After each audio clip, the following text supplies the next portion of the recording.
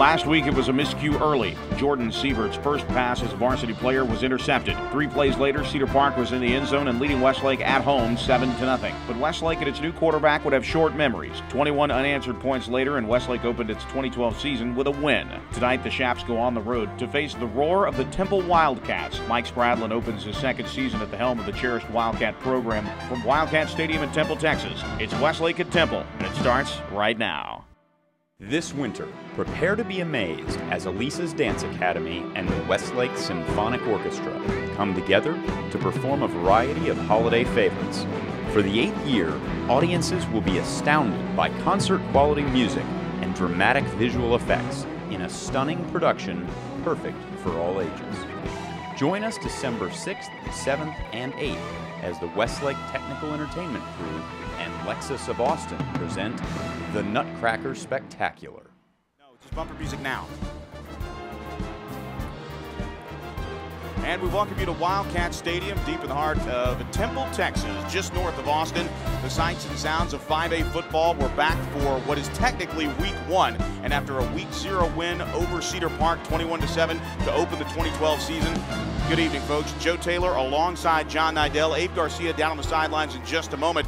But we welcome you to what is a very nice tradition in Central Texas, and that is Temple Wildcat football. They welcome in the Chaps tonight. John, looks to be a good ball game. That's right. You mentioned tradition. 2-time state champion, 1992 and 1979. So 2 tradition-rich programs, 2 great quarterbacks tonight, and Zach Allen for Temple and Jordan Sievert of Westlake. Should be a great ball game. It really should. And now we see the sights and sounds of Wildcat Stadium here just off of I-35, where Darren Allman used to roam. He was the former defensive coordinator for the Wildcat program. Mike Spradlin at the helm of this year's ball club, his 2nd year, and you might remember him, Westlake fans. Mike Spradlin, the head coach of Abilene Cooper, and 2 years ago, Mike Spradlin graciously allowing Darren Allman and company to make the drive north and west to Abilene. Not necessarily the outcome they would have liked.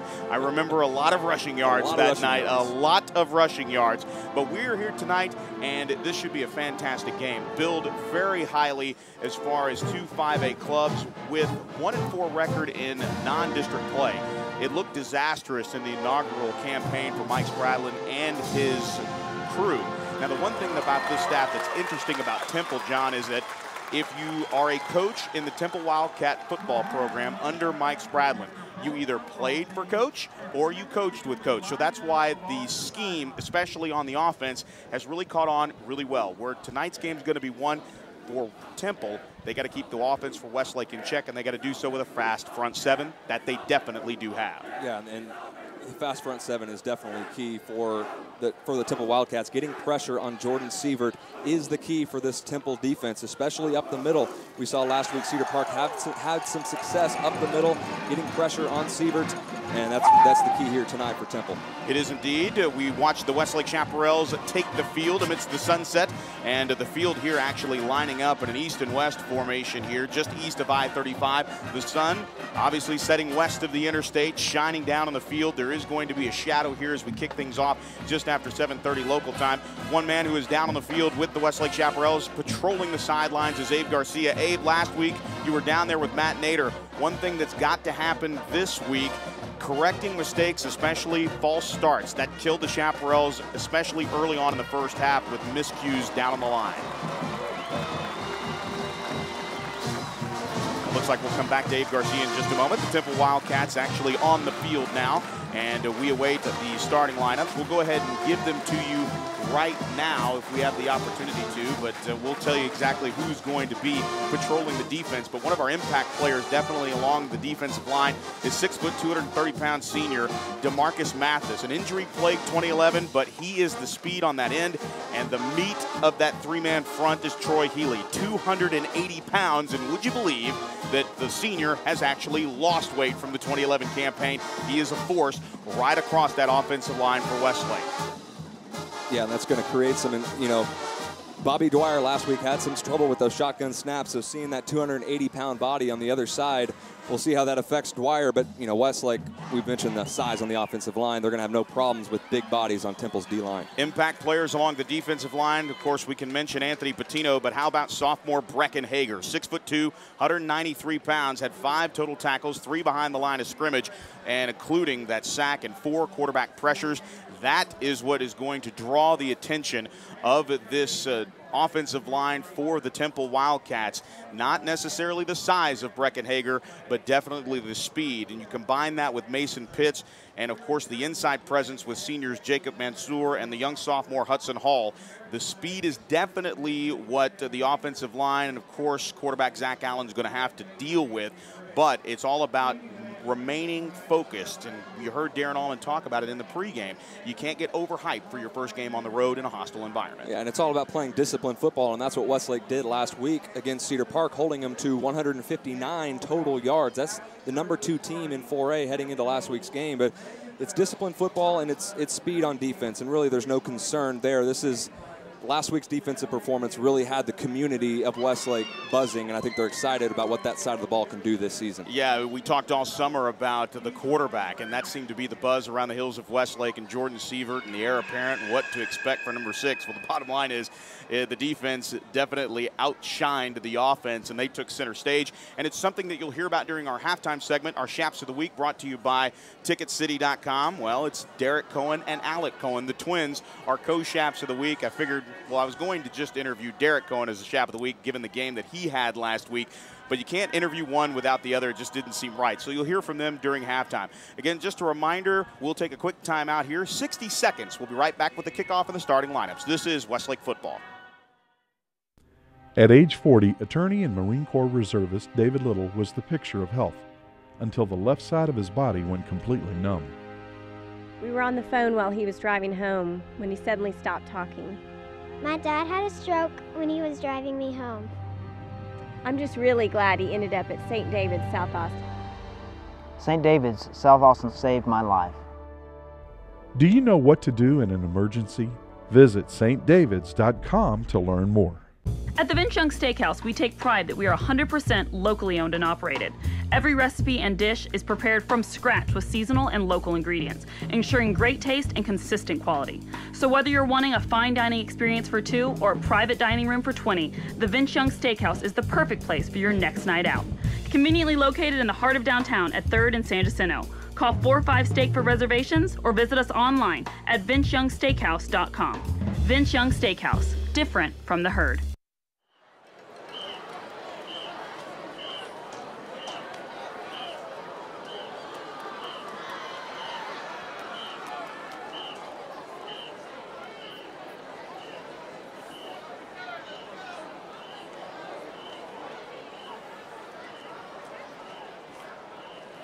Well, thank you very much, and we are welcome you all to Wildcat Stadium in beautiful Temple, Texas. Anthony Patino, along with John Dodd and Jacob Mansour. The captains here is we get a good look also at a young man who did not get a chance to play last week, and Chris Cantor is he is back in the fold here as a captain. They all shake hands at midfield, and we await the coin toss, John. Again, now that the sun has started to set, it's actually set behind the tree line here. Now no sun on the field, so everybody in the shadow. Fair game here at midfield. Joe Taylor alongside John Nidell. Down on the field is Abe Garcia. You'll hear from him throughout the game. And our referee now in the middle of the huddle, tossing the coin. Of course, the visiting team calling it. Westlake has declined. They've won the toss, but they will defer to the second half. So we will see the Chaparral defense first. So we will take a look at the Chaparral defense right now across the defensive line. Anthony Patino, along with Brecken Hager, are the ends. Mason Pitts is the nose tackle along the defensive line. The defensive line, you're seeing of course, the linebackers on the outside starting the ball game. Karsten Hood and Jacob Mansour, along with Alec Cohen and Hudson Hall in the middle as your safeties, or excuse me, as your linebackers. And Derek Cohen, along with Jack Meredith, John Dodd, and Bennett Huddleston, they are the defensive backs here as we get things going. Now for the Temple Wildcat offense across the line of scrimmage, it'll be Freddie Johnson along with Darius Joyner. The guards are Devontae Moore and Ronnie Jefferson. Right guard, Ronnie Jefferson, definitely a big-time talent at 6'3", 260 pounds. on the right side. Tanner Morgan, the center. The wide receivers are Ladarius Thomas and Keith Bull. 3 catches for 30 yards last week against the 41-24 win at Dragon Stadium in Round Rock, and he had 8 carries and 73 yards. You'll have to look for Keith Bull to come across the line of scrimmage out of his slot receiver position to carry the football and try to get to the outside in this very fast Westlake defense. Inside the receivers in the slot, Kalian Neely, 3 catches, 25 yards a week ago. Jeremy Hemphill, the senior, 1 catch, 29 yards. We'll also see Chad President. He's one of those impact players, a game-breaking speed, but he's a sophomore. 2 catches for 82 yards and a touchdown, including a 45-yard grab. The man behind center, Zach Allen, 6'3", 185-pound senior, 13-25, good for 52% completion rating last week against Round Rock. Threw for 211 yards and 2 touchdowns, but the bigger stat, his legs. 12 carries, make that 11 carries, 96 yards and 2 touchdowns. John, I know you weren't necessarily impressed with the touchdown passes because they were broken coverage along the defense for Round Rock, but you have to be impressed with the 52-yard touchdown run. One of those 2 rushing touchdowns, part of his quartet of touchdowns a week ago against Round Rock. Yeah, Zach Allen looked fine. That's what he brings. He's a dual threat quarterback. He struggled a little bit with his accuracy against Round Rock, just throwing for 52%, but I mean, he's a guy that's going to Syracuse. He's gotten rave reviews from the likes of Trent Dilfer, so you know he's a great quarterback. Galen Sanders is the other gentleman that you have to keep an eye on, the senior. 14 carries, 87 yards, and also 2 touchdowns in that 41-24 effort over Round Rock. 2 catches for 10 yards, so he does have hands. Michael Barton will kick it off. On the television screen, you'll see it from left to right. On your radio dial, it is right to left here, as we call it. And it's a high end-over-end kick headed to the corner of the end zone, and it bounces out for a touchback. So we are underway. Kickoff brought to you by Texas Honey Ham. Hey, kickoff in the morning with Texas Honey Ham. Breakfast all day, any day, whether it's 6 a.m. in the morning or 6 o'clock at night. Try those breakfast tacos. And our friends Trent Hunt and the rest of the team, Texas Honey Ham Company. And we also like to take this opportunity to bring you those starting lineups presented by the Salon at the Domain, located next to Dillard's in the Domain Shopping Center, right across from Maggiano's Italian Restaurant. They're open 7 days a week. Tomorrow, you know you got football on TV all day. Moms, take a break from football. You get back from Temple late tonight, you go tomorrow, open 7 days a week. Give them a call. The easiest number in the world to plug into your phone is 832-8000. That's the Salon at the Domain. In their home blues, the blue uniforms with the blue pants and the white numerals, the blue helmet with the block letter T, and the first play from scrimmage is a handoff here to the near side, and that is Galen Sanders. Sanders bouncing it outside the numbers at the 35-yard line and picks up a first down on the first play of the ball game, and Sanders bouncing it out for a nice gain out to the 41-yard line. So a gain of 16 yards on the play and a first down, good-looking run play for the Temple Wildcats. The Westlake Chaparrals in their road white uniforms with the red numerals trimmed in blue, the red pants, the silver helmets with the blocked red Westlake W on the side. On 1st and 10, play action pass complete here to the near side, and that pass is caught by Chad President.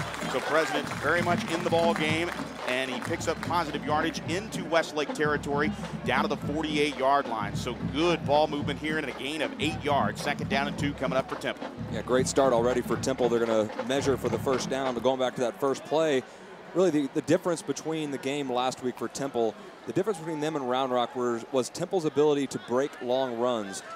Galen Sanders really jumped off the film for Temple. A fast, shifty back, just a really good running back, and a guy that Westlake really needs to key on and swarm to the football and tackle well. So it's an official timeout, and they're getting the opportunity here to come out and measure. And the chain gain coming from the far side of the field from our perspective to the home side of the field, I should say, and it is close to a first down. It would look like it was a gain of 8, but forward progress got it to about the 47-yard line. So it's a favorable spot for Temple on that outside push on the completion to President. And it's Mr. President. That is Mr. President. As a matter of fact, I'm sure he never hears that, especially in election year. I'm sure everybody wants Chad to just kind of be the missing man here, but as a sophomore, you can see he's flown under the radar. He definitely has a speed. A little 7-yard curl route turned it into a positive gain, but it is 2nd and short here. The ball just shy of the 47-yard line. Nose of the football right at the 48, just on the lower end of the block letter T at midfield for Temple High School. For Temple and Westlake, it's been a while. The early 90s, in fact, actually, really when you think about it, 1987 was the last time these two teams actually met in play in the in the regular season, or I should say the non-district season. They actually played in the early 90s, a scrimmage game here and there, but this is the first time that these folks have met in a while. So with that, it's second down and a short one. 3 wide receivers to the far side left, 1 here to the near side right, and that is President. Home side of the field here to the near side right from our perspective, to the far side for our television perspective. A fake handoff, play action, and the pass is caught over the middle inside the 35-yard line, and that pass caught by Kalian Neely. Neely making the grab, the senior, his 4th catch on the season, and yet another first down. Very methodic for Temple as they move right down the field inside the 35-yard line down to the 33. Yeah, no inaccuracy on that pass right there. Just a beautiful pass there, and just a slant pass, and Westlake's defense was just a little out of position, and a big first down for Temple. 15-yard gain, and the clock moving here. Shotgun snap, and now Allen's going to keep it. Allen running out of room, and he is tackled right at the line of scrimmage. May have dove forward for about a yard, but Karsten Hood there to make the tackle. Let's go down to the sidelines and Abe Garcia. Abe. And John, what's really impressive, not just Zach Allen, but take a look at their bookend tackles, Freddie Johnson and Darius Joyner. They're with giving Zach Allen the time to throw the ball and the zone reads. Impressive. Yeah, we have yet to see any major blitzes. Now the handoff is faked, and now chased out of the pocket is Allen. Here comes the pressure from the backside, but Allen has room to work across the 35, inside the 30, and just between the left hash mark and the far side numbers, as Allen is tackled there on the far side of the field, just inside the 28-yard line. Nose of the football on the back end, just grazing that 28-yard line, but it's a sizable pickup. About 5 yards on the play there, and it'll be 3rd down and 5 here. First 3rd down opportunity for the Temple Wildcats as they send 2 wide receivers to the home side of the field, 1 to the far side of the field, right in front of the Westlake bench. And now just a straight run play, right up the middle goes Edmond. Wow, nice hole there, right up the gut, inside the 15, down to the 10, down the 5-yard line, and Galen Sanders just had a hole right up the gut, and it is 1st and goal Temple. No flag on the play as Galen Sanders is down at the 5-yard line. He scored it forward to about the 3, but that's a 22-yard pickup for Sanders. The ball is down at the 5-yard line, but it does look like we do have a flag on the play, so we'll see what it's all about. Penalty decline. It'll be first down. It's going to be offsides on Westlake. They'll decline the penalty, take the 22-yard gain, and it will be 1st down for the Temple Wildcats. 1st and goal. 10:28, opening quarter, opening drive, no score here from Wildcat Stadium, but the Wildcats knocking on the door for Temple. 2 wide receivers to the near side right, power eye look is under center as President goes in motion. Zach Allen now looking towards the referee. Now he's got what he wants. Play clock now moving at 15 seconds. President going in motion here, no flag, little early movement to give to Sanders. Sanders straight at the gut, at the 4, at the 3, at the goal line, and he is into the end zone. Touchdown, Temple. So Temple draws first blood on the opening drive, finding the soft spots in the Westlake defense, and not a bad-looking drive there for Temple, John, as they just went right down the gut of this Westlake defense and used a lot of different looks in that trip down the end zone. Pretty impressive stuff, especially from Galen Sanders. Yeah, I think they got the scouting report that you don't necessarily want to try to run outside on this Westlake defense. Just ran inside that whole drive as the extra point. I'm not sure if that was blocked or just flat out missed, but it's going to be 6-0. And with that, Brandon Pritchard misses the extra point. We'll pause 60 seconds. This is Westlake football. For 102 years, the Coverts have set the standard for car dealers in Central Texas. Hi, I'm Jenny Covert, and your parents, grandparents, and even some of your great-grandparents have shopped with my family. Our service, our inventory, and of course, our low Covert price are the reasons over 1 million customers come back again and again. We want to be your car dealer. Let us prove it. Covert Auto Group, Austin, Bastrop, and Hutto. On game days, you see me running out here with close to 100 other people. It's a team effort. It takes all of us to make UT football a success. It's a lot like you and your finances. You need to surround yourself with the best people in the business. That's where University Federal Credit Union comes in. The UFCU team works hard to make sure your financial game plan is always in shape. University of Texas Athletics and University Federal. So close, we share the same name.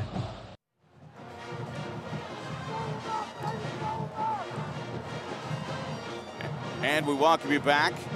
Pretty impressive 7-play, 75-yard scoring drive. Took 1 minute and 38 seconds off the clock. It was capped by a 5-yard touchdown run by Galen Sanders, and for Sanders, his 3rd rushing touchdown of the season. The point after touchdown was missed by Pritchard, so it is 6-0, and Westlake with their first opportunity here on offense coming up. They'll have to answer immediately. Pritchard gets his right leg into this one, venturing back about 8 yards deep for the Westlake Chaparrals is Ben Slaughter, and he'll take a knee. It'll be a touchback out to the 20-yard line, and we'll take a look at the Westlake Chaparrals on offense. First, the offensive line. Judge Finley, Silas Connolly, Bobby Dwyer, Taylor Works, and Garrett Willis patrolling that offensive line, one of the biggest in the school's history. Backs and receivers, as we take a look at those young men. The receivers first. The tight end is Zach Dansby. The receivers, Patrick Elliott, Harrison Lyons, and Brandon Box. We'll also see Josh Latham in there as well. And, of course, the backs. Quarterback is Jordan Sievert, and Russell Pape, the halfback. Alex Chavez, the starting tailback. And, of course, Michael Barton, the kicker. Rolling right on 1st down and 10. It is Jordan Sievert, and that pass is caught by Harrison Lyons. No, it is incomplete. The ball hitting the turf for Harrison Lyons. Throw that is just short for Jordan Sievert. So it'll be 2nd down and 10 with Westlake scrimmaging at the 25-yard line. Yeah, that was a great play. First play right there, rolling out to the right, and Latham there was wide open. Lyons was wide open on a little out route, and Sievert just missed the throw. We'll get you the defense here for the Temple Wildcats in just a moment. 2 wide receivers to the far side right, 1 here to the near side left. The clap of the hands, and it's Slaughter starting at tailback with Pape in front of him.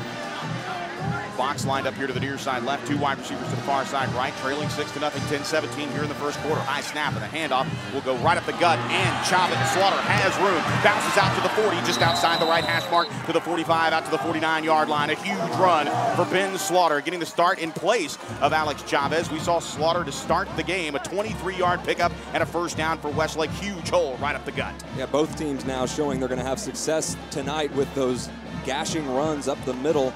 That's how Temple drove down the field on an impressive opening drive to get a touchdown, leading 6-0. But Westlake right there with a great run by Ben Slaughter. So from the right hash mark, 1st down and 10 from the Chaparral 48-yard line. A pistol to the right for the Westlake Chaparrals. A play fake, now back to pass, firing down the far sideline, and that pass is almost caught by Harrison Lyons, but a dangerous near reception there for Harrison, is almost getting an opportunity to knock it away on defense. For the Temple Wildcats was Chase Trula, the left corner. And speaking of the defensive backfield, Kenny Green at the other corner. Javante Langram and Devontae McClendon are the safeties. The outside linebackers are Ashton Jackson and Darren Countess, excuse me. Inside linebackers are Dominic Thompson and D'Artagnan C.A. O'Shaw Solomon and DeMarcus Mathis, along with Troy Healy, completing that 3-man front here for the Temple Wildcats. D'Artagnan. 1 for all for one right there in the middle of the defense, right, John? 6-0 inside 10 minutes to play here in the opening quarter. Westlake on 2nd down. Flag on the play. They give to Slaughter. He bounces it outside, gets into Temple territory, and just knocked out of bounds right around the 46-yard line. The clock will stop, and we'll see what the flag is about. But the linesman here on the home side of the field, right in front of the Temple Wildcats bench area, and it's offsides on Temple. So 2nd penalty here, both of them onsides. We invite all of you listening on our Chap app. Welcome, of course, on the website feed at westlakenation.com. Click the Listen Live Now button. And if you brought your FM radios inside Wildcat Stadium, 87.7. The Chap signal tonight, live in Temple. Joe Taylor alongside John Nidell. Brian Ferguson, our statistician. Abe Garcia down on the sidelines. 9:50 to play here. Opening quarter from Wildcat Stadium. And again, our referee offside. telling it's Defense. offsides on 5-yard Temple. penalty. Remains 2nd down. And the penalty will be accepted. And the ball will move into the 47-yard line. Actually, no, it will be declined. Didn't see the decline penalty, but the ball's staying where it is. So it is 2nd down and 5 either way. So rolling here to the near side is Sievert. Sievert's going to tuck it and run. Steps out of 1 tackle at the 45-yard line and falls forward to the 41. Good enough for a 1st down, and a nice 6-yard gain there for Jordan Sievert. And there's the decision-making. He saw the side open up here on the near side in front of the Wildcat bench between the left hash mark and the numbers, and ran for the 1st down. Didn't do too much. Didn't try to bounce it outside for more gain, but just a sizable 1st down there for Jordan. Yeah, he doesn't have quite the legs of Zach Allen of Temple, but that's still a weapon that Westlake will be able to use when Temple is really trying to stop that ground game on the inside and the receivers on the outside. First down and 10 at the Temple 41-yard line. Little wiggle from the defense, and now bouncing it here to the near side is Slaughter. Slaughter at the 20, to the 10, to the 5, and he's tackled inside the 5-yard line. A touchdown saving tackle at the back end of that play, but it's first and goal Westlake as Slaughter got into the open field here on the near sideline. Great gain of 38 yards for Slaughter. First and goal Westlake. Yeah, you see Slaughter here. He's really getting the bulk of the carries early in this football game and proving the coaches right here. A couple big runs, and right there just takes it 36 yards down to the 3, and Westlake answering right back for Temple's long opening drive. Well, 10 carries for 36 yards on the season as he got the load mostly in the second half. And now first and goal from the 3-yard line. Slaughter will go in motion, and it's Sean Rawlings into the game as a backup quarterback, just a quarterback keeper right up the gut, and it's touchdown for the young sophomore. Sean Rawlings from 3 yards out, and the Chaparrals answer on their opening drive. Touchdown Westlake. Yeah, that's just such a great change-up to bring into the football game. The sophomore Sean Rawlings, we've mentioned before that he reminds us a little bit of Lewis Gilbo back in 2009 when he was a sophomore. Just bring him into the football game.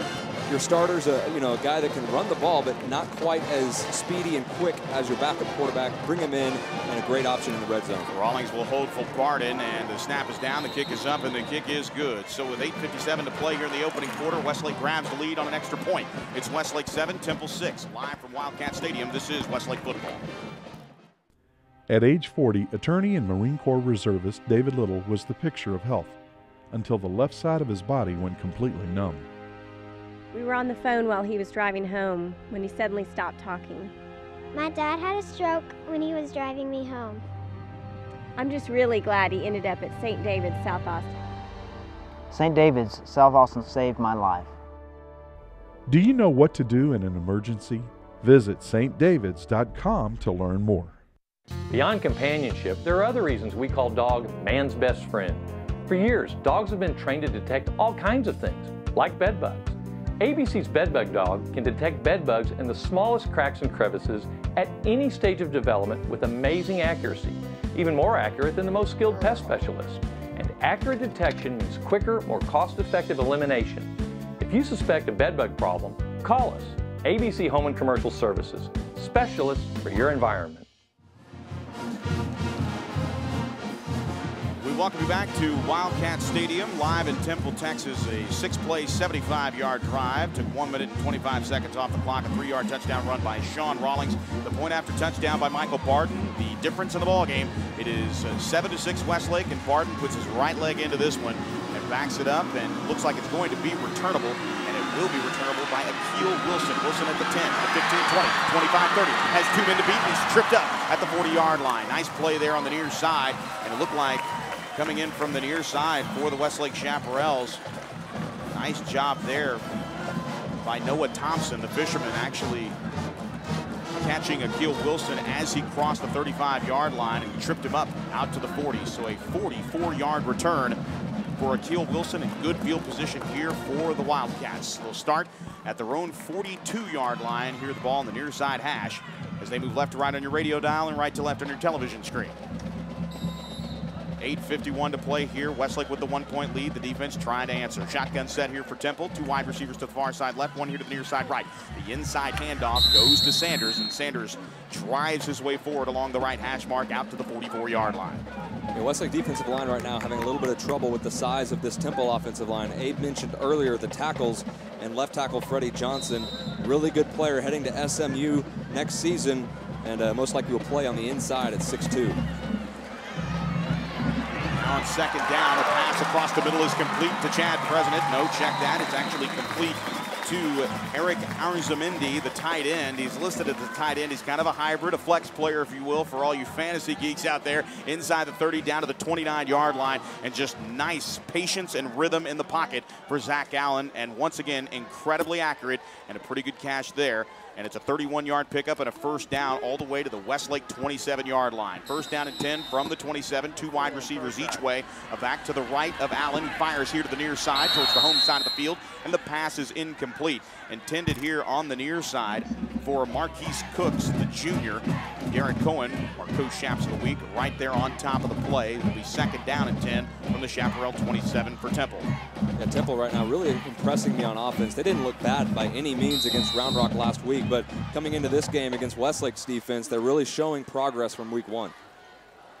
And they swing it out to Sanders here on the swing pass, and not much room on the outside. Is getting there quickly is Mansour along with a host of others as Westlake swarms to the outside to stop Sanders on the swing pass. He gets it down to about the original line of scrimmage, but no gain on the play, and a big 3rd down coming for the Wildcats as they line up 3 wide receivers here to the near side right and 1 to the far side left with Sanders in the backfield.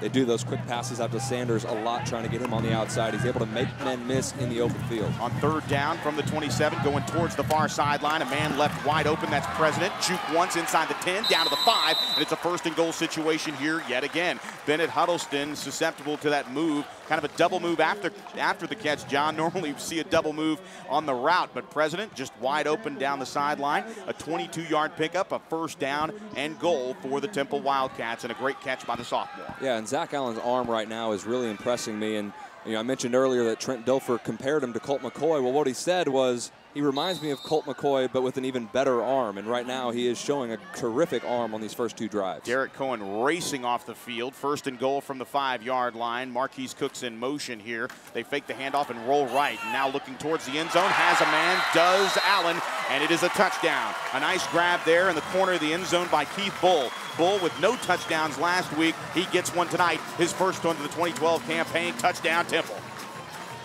And a very nice looking, perhaps rehearsed touchdown celebration between receiver and quarterback with Bull and with Zach Allen. And just like that, the Temple Wildcats are back on the board. They have a pre-rehearsed kickoff routine, so why not a touchdown celebration as well? No doubt. Arizmendi to hold for the extra point for Pritchard. The snap is down, the kick is up, and it is good. With 7:31 to play here in the opening quarter, fireworks early. It is Temple 13, Westlake 7, live from Wildcat Stadium. This is Westlake football. At the Vince Young Steakhouse, we take pride that we are 100% locally owned and operated. Every recipe and dish is prepared from scratch with seasonal and local ingredients, ensuring great taste and consistent quality. So whether you're wanting a fine dining experience for 2 or a private dining room for 20, the Vince Young Steakhouse is the perfect place for your next night out. Conveniently located in the heart of downtown at 3rd and San Jacinto. Call 45 Steak for reservations or visit us online at vinceyoungsteakhouse.com. Vince Young Steakhouse, different from the herd.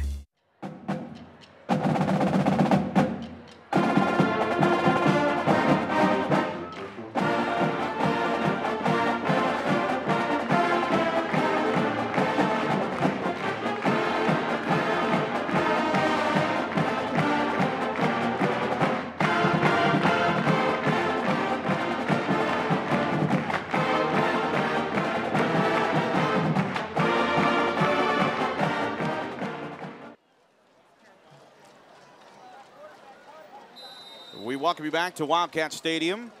The lead back to Temple as it has changed hands twice, now for a 3rd time. Temple leading Westlake 13-7.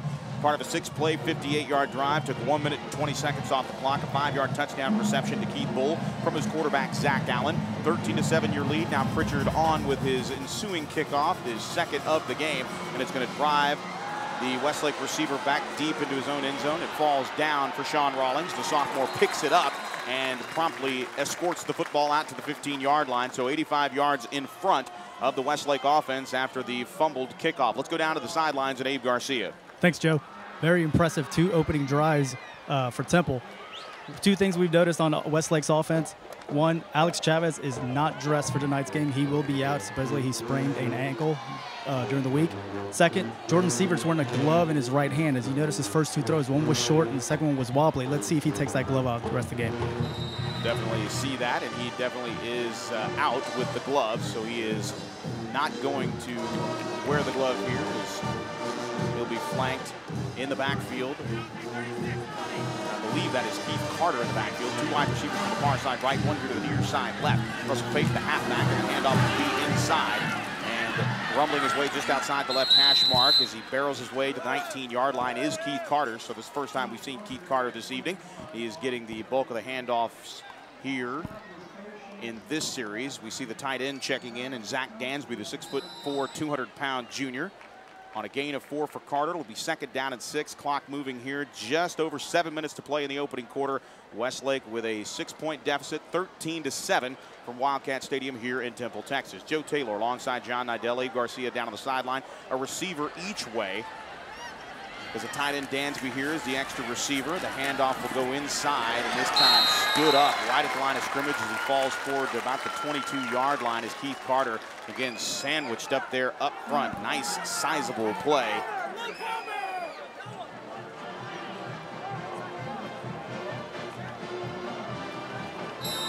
That Temple right here is just, that was a great defensive play. And Westlake, you know, I'll tell you, the 3rd and short is what you want, and that's what Westlake was able to do last week against Cedar Park, and that was really the difference in the game. When you think of Cedar Park, how many times they ended up in 3rd and long, and now here's a 3rd and 2 for Westlake from the 23.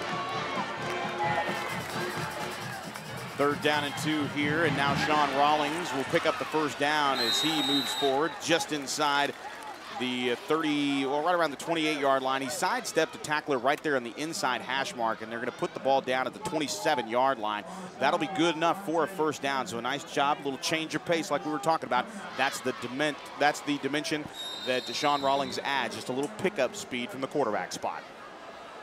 Yeah, just a great play there. And, you know, this Westlake offense and this Temple offense right now, it's looking like it could be a high-scoring game. Both of these offenses look like well-oiled machines at this point in the season. 2 wide receivers here to the near side left. Now to play action. Pocket collapsing, going downfield, and that pass is dropped by Patrick Elliott. He had a step at the 40-yard line in Temple territory, and the ball went right through his hand. Step for step on the defensive side for the Temple Wildcats was the free safety, Devontae McClennan, but that's a safety on a receiver, and Patrick Elliott saw pay dirt in front of him. It'd have been good from a very long way away. Nicely thrown ball here as we get a look at the replay, and that one just out of the reach of Patrick Elliott. So it's incomplete, and it'll set up 2nd down and 10. The ball just outside the 27-yard line from the right hash. 2 wide receivers here to the near side left. It's Elliott in the slot along with Harrison Lyons here to the near side left. And now the handoff will go to the near side. Now trying to cut it back upfield is Keith Carter. The ball comes out. Westlake's trying to say they have it, but it looks like Temple has recovered it. Keith Carter has fumbled the football at the end of the play, and it looks like Temple might have got it, and they have. First fumble of the season for the Westlake Chaparrals. 2nd turnover of the season. We mentioned the interception to start the offensive season for the Chaparrals. This time Keith Carter can't hold on to the rock, and Temple will take over on the Chaparral 30-yard line with a 13-7 lead. And that's just one of those, John, where they tried to finish the run and the ball was left out, waiting for a defender to pop it out. Yeah, he was wrapped up and had the football, but as Temple defenders converged on him, he kind of let loose, didn't have a tight grasp of that football, just popped right out, and Temple recovered. Pretty big turnover considering the way this Temple offense is moving the ball.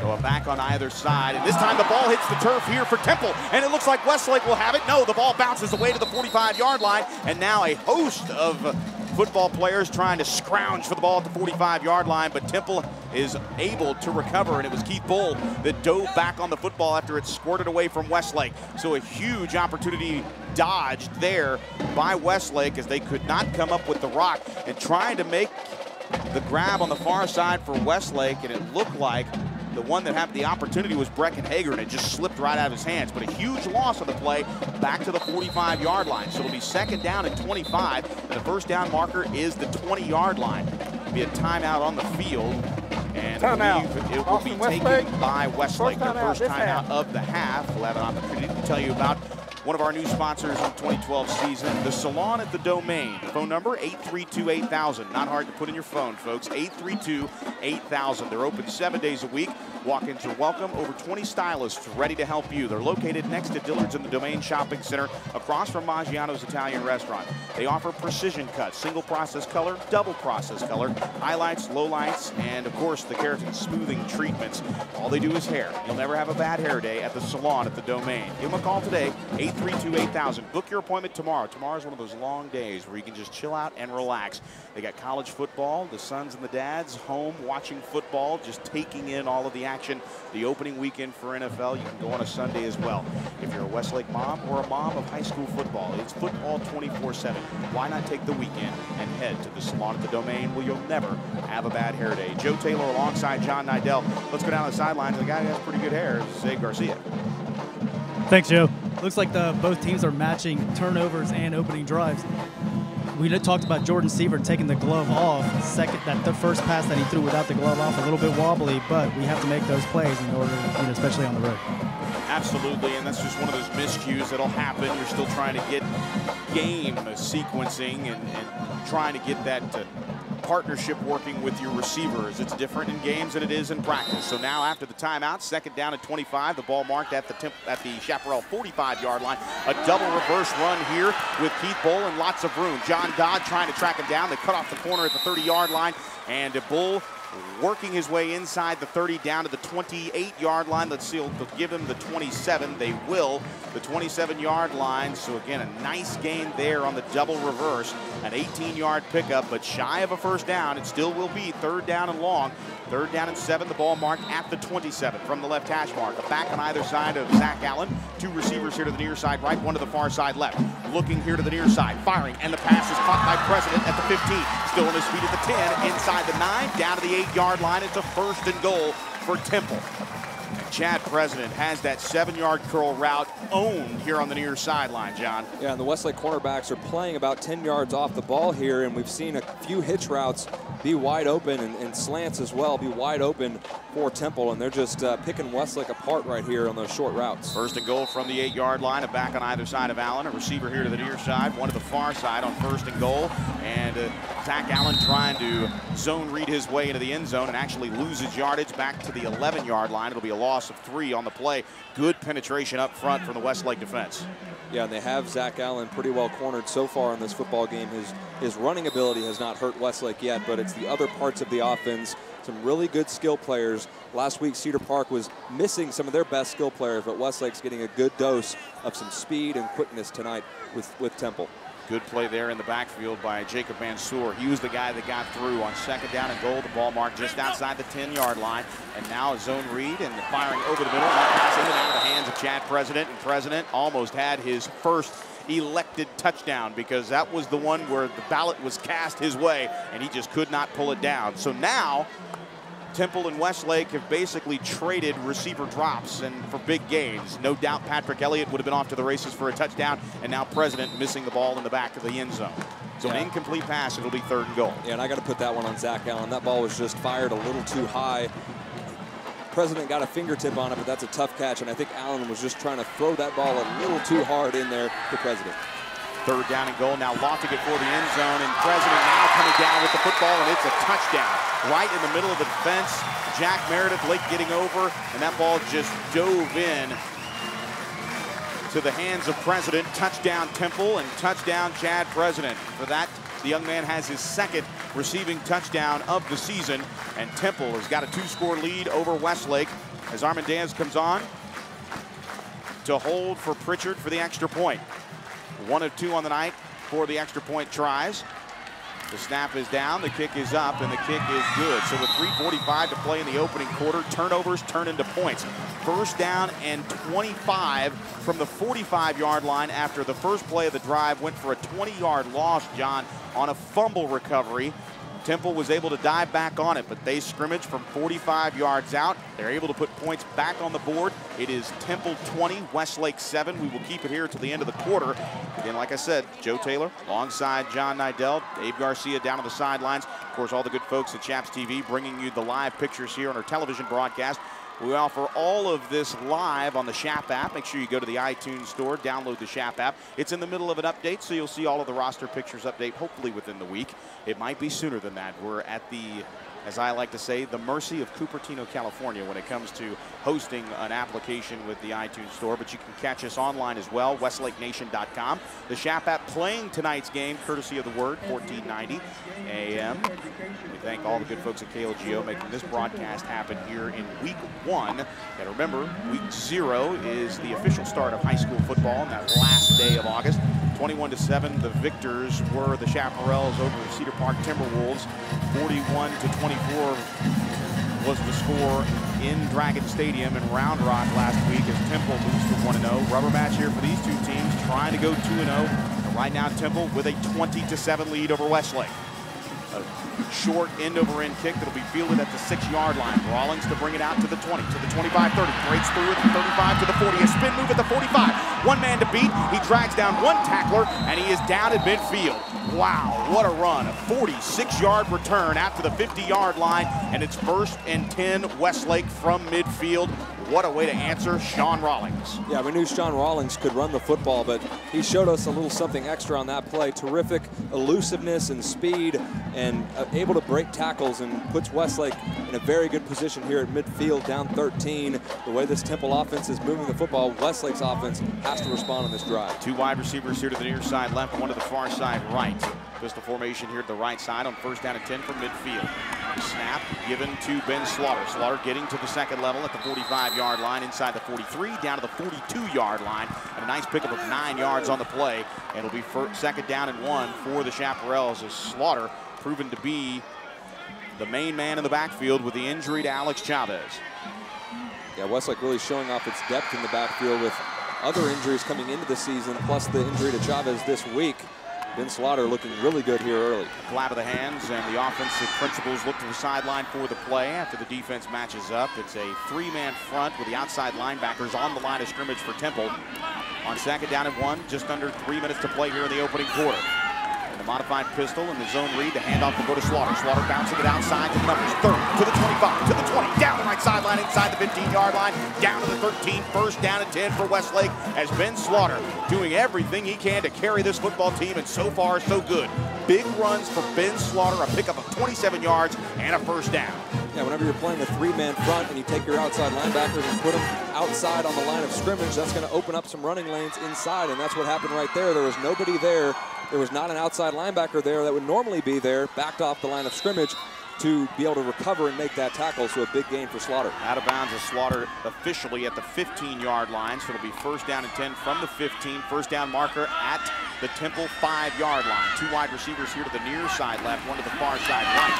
And the zone read, it'll stay with Jordan Sievert. Sievert inside the 10, down to the 9, and he'll be dropped at the 7-yard line. So an 8-yard pickup for Jordan Sievert on just a quarterback keeper. No razzle-dazzle there, John, as Sievert's coming off the field in favor for what we like to call the wild chap. Sean Rawlings coming in to take over the reins at quarterback. And what we see here, John. Well, just a good play there by Jordan Sievert, reading that Ben Slaughter was going to be hit in the backfield, and he was. And on that play, you saw the outside linebackers of Temple drop back to try to stop that running game of Westlake. 2nd down and 1, and it will be Rawlings calling the signals. He claps his hands, looks towards the sideline. Ben Slaughter lined up as a receiver here to the near side left. A halfback and Russell Pape lined up to the right side of the formation with one receiver in tight. And now it'll be a delay of game, but did they get the timeout called? No, it will be a delay of game on Westlake. So 2nd down and 1 will now be 2nd down and 6. 5-yard the ball will penalty move outside the 10-yard line. Just self-destruction, that's what they did last week, and here it puts you had a 2nd and short, and now you're in a 2nd and mid situation, which is still very manageable for this offense. By no means is this a, where you escape your normal play calling on a 2nd down situation. You're still in a good situation, but they bring Sievert back in the football game. Sievert back in, Slaughter stays in there as the back of record to his right. Pape, the halfback, in front of the formation. 2 wide receivers to the far side right, 1 here to the near side left. A 4-man front here defensively. Now rolling right. Sievert has a man over the middle, and it's caught. Touchdown, Westlake. It's Brandon Box, the senior, hauls in his 2nd touchdown of the season. Touchdown, Westlake. Just a great read there by Jordan Sievert. I saw Brandon Box break open from the defender in the middle of the field, and Sievert saw it at the exact same time and just fired a pass, one of his best-looking passes of the night. And a big touchdown for Westlake, able to respond after the turnover and score for Temple. And And you see the nice catch there by Brandon Box. 6 points for Westlake, and high-scoring football game in the first quarter. The snap is high, but Rawlings gets it down. Impressed with the young sophomore and his ability to adjust. That's the second snap that he has handled that's been questionable. He gets it down. Barton kicks it through for the extra point with 90 seconds remaining here in the first quarter. Folks, we've seen 34 points go up on the board here in the first quarter. It is Temple 20, Westlake 14. We will keep it here. And of course, we welcome all of you joining us on the Chap app. Of course, if you're listening to us online at westlakenation.com. Got some highlights from the Cedar Park game right on the homepage. And of course, if you're looking to follow us on Facebook or Twitter, make sure you do so. Facebook.com/Westlake Sports, Twitter.com/Westlake Sports. Those are the social media choices that we have made for you to follow the action all season long. Joe Taylor alongside John Nidell, Abe Garcia down on the sidelines, and what has been an electric first quarter of football, John. Yeah, it really has, and this reminds me of some of the games we used to go to in the mid-90s where, you know, we'd be stuck in traffic for the first few minutes of the football game. We'd walk into the stadium at 8 minutes left in the first quarter, and it'd be, you know, already 3 or 4 touchdowns on the board. So just explosive offense here tonight, but you know Darren Allman is probably not happy with that type of football game. They're down there on the sidelines. You saw him during that last timeout when he was on defense, really getting after his defensive players, giving up a lot of plays, really in the running game and the passing game. So we'll see what kind of adjustments Coach Allman makes here, and Coach Joseph as well, as we head on to the second quarter. Michael Barden, and we have to actually take some time. This might be a little unprofessional, but that's how good the dessert was that Michael Barden's mom made the broadcast crew that did not make it here to Temple, guys. I apologize. I'm 12 years old. That enjoyed that little sweet chocolate treat. So my thanks to her on air. She took the time to cook it, and it was something at the varsity parent meeting. And let's just say it's good dessert. I'll make sure you guys get some next time around. The ensuing kickoff here goes to Akeel Wilson. And Wilson across the 15 out to the 18-yard line. He's driven out of bounds. And Wilson with another sizable return. This time the real estate not there for Wilson. He runs out of room right at the 21-yard line. And that's where Temple will answer. Now, big defensive series here for the Westlake Chaparrals because they've got to answer to stop the scoring. Temple scored on every single possession in the first quarter. They put 20 points on the board. They've shown the weaknesses here. Yes, they coughed up the ball last time, but they still managed to overcome that adversity. They were able to recover the fumble. It's at the 45-yard line, and they went right down the field to score against the Chaparral defense. So it's about Chaparrals getting pressure on Zach Allen. They've contained him on the ground. Let's see if they can contain him through the air. 2 wide receivers each way on first down and 10 from the 21-yard line. Sanders gets the handoff, bounces it out to the near side across the 20 to the 22-yard line, a pickup of 1 yard. Good coverage there defensively. Jacob Mansour delivering the blow, and it's second down and 9 for the Temple Wildcats. Yeah, great defense right there, swarming to the football, but you know, it's definitely important to keep Temple from getting points here, but more importantly than that, I think, is just to try to bolster some of the confidence on that Westlake defense. If they drive down the field here and score a touchdown, you got to think that the confidence of that defense has got to be shaken a little bit, wondering, can we stop this Temple offense? So whistles blow here as we've got false start offense. And the remains first 5-yard penalty remains second on down. The offense for either side as it's a false start. And that'll back things up 5 yards. So second down and 9 turns into second down and 14 with 49 seconds remaining here in the first quarter. Let's go, defense! So on second down and 14 with a back to his left, back to pass at the shotgun is Allen. Allen with the pocket collapsing, busts it here to the near side of the 20, out to the 25-yard line. And he's very close to the original line of scrimmage, able to dart forward to the 25, still well short of the first down, and that's what the motion penalty does in the backfield. He's close to a first down, does not have it, but it'll be third down here, but it will be third and manageable given the speed of Zach Allen as he was able to get to the outside. Yeah, he definitely showed his speed right there, but you mentioned the importance of a motion penalty. You know, that would have been a first down if you had that run a couple plays ago, but now it's 3rd and 5 with that motion penalty, and right here, big play for the Westlake defense. So It'll be 3rd down and 5. Here comes the pressure, hands up, and that pass is caught. No, it is incomplete. Thought maybe there for a moment Michael Edwards got in the middle of the ball and might have swatted it down, but it was Eric Arizmendi, and Arizmendi looked like he might have picked that one off the turf, but it is incomplete. Edwards in the area, and it will be 4th down here for the Temple Wildcats, and the defense answering as Arizmendi could not come down with the football, and it will be punting time. We'll see Pritchard jog out for his first punt of the night. Yeah, that's the kind of play you like as a linebacker. Michael Edwards just getting to unload on Arizmendi there across the middle of the field. Here comes the punt, and it's blocked. It's blocked, and the ball is loose, and it's recovered by Westlake right at the 16-yard line. A huge play on special teams, as crashing down is Brandon Eyrick. Also along there is David Aidman, the 3rd sophomore on the squad. Daniel Aidman, as he got through on special teams, and as the 3rd sophomore, together with Rawlings, along with Brecken Hager. He's a special athlete. Of course, he's one of those backup guys along the defensive line. He'll get his opportunities on special teams for the majority of the year, but that's why Daniel Aidman is on the special teams and on this varsity roster. For athletic plays like that, a blocked punt, the first one of the year, and Westlake takes over with short yardage and an opportunity maybe to take the lead once again. But the handoff on 1st down and 10 from the 15-yard line to, believe that is Ben Slaughter, and it is. Ben Slaughter turns around and takes a look at the camera there, and Slaughter picking up perhaps 1 yard, and it will be 2nd down and 9. And I think Sievert may have wanted to pull that football from Ben Slaughter. He had a little bit of a lane down through the middle of the line, did Sievert, but he couldn't get the ball out of Slaughter's belly, and he got tackled in the backfield. And that will do it for the first quarter of play. After 1 quarter of play from Wildcat Stadium, it is Temple 20, Westlake 14. This is Westlake football. For 102 years, the Coverts have set the standard for car dealers in Central Texas. Hi, I'm Jenny Covert, and your parents, grandparents, and even some of your great-grandparents have shopped with my family. Our service, our inventory, and of course, our low Covert price are the reasons over 1 million customers come back again and again. We want to be your car dealer. Let us prove it. Covert Auto Group, Austin, Bastrop, and Hutto. The Steam Team, your #1 choice for cleaning residential and commercial carpet, tile, and wood flooring, upholstery, air ducts, and more, including 24-hour emergency water and fire damage restoration. The Steam Team is an Austin original, locally owned and operated since 1983. All employees are trained and certified by the Institute of Inspection, Cleaning, and Restoration. We guarantee our services and will do whatever it takes to please our customers. Call 451-TEAM or online at thesteamteam.com.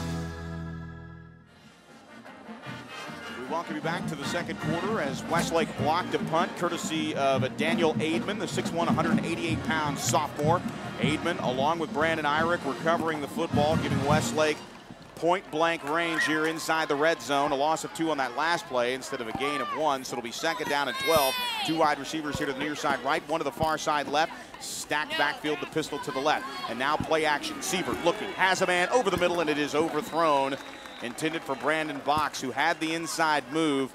It looked like Brandon cut that route off inside, and overthrowing him is Jordan Sievert. Incomplete pass and a big 3rd down here. Yeah, and Box was open. Sievert had him, just sailed that ball over Box's head. And, Darren Allman told Sievert before last week that, bad things are going to happen. Just stay calm and stay in the football game. And that's what he needs to do right here. On 3rd down and 12, 2 wide receivers here to the near side right, 1 to the far side left. Sievert looking, has a man, and that pass is caught for a 1st down. And eluding him is Brandon Box, and he's into the end zone for his 2nd touchdown in as many possessions. Wow, what a move there.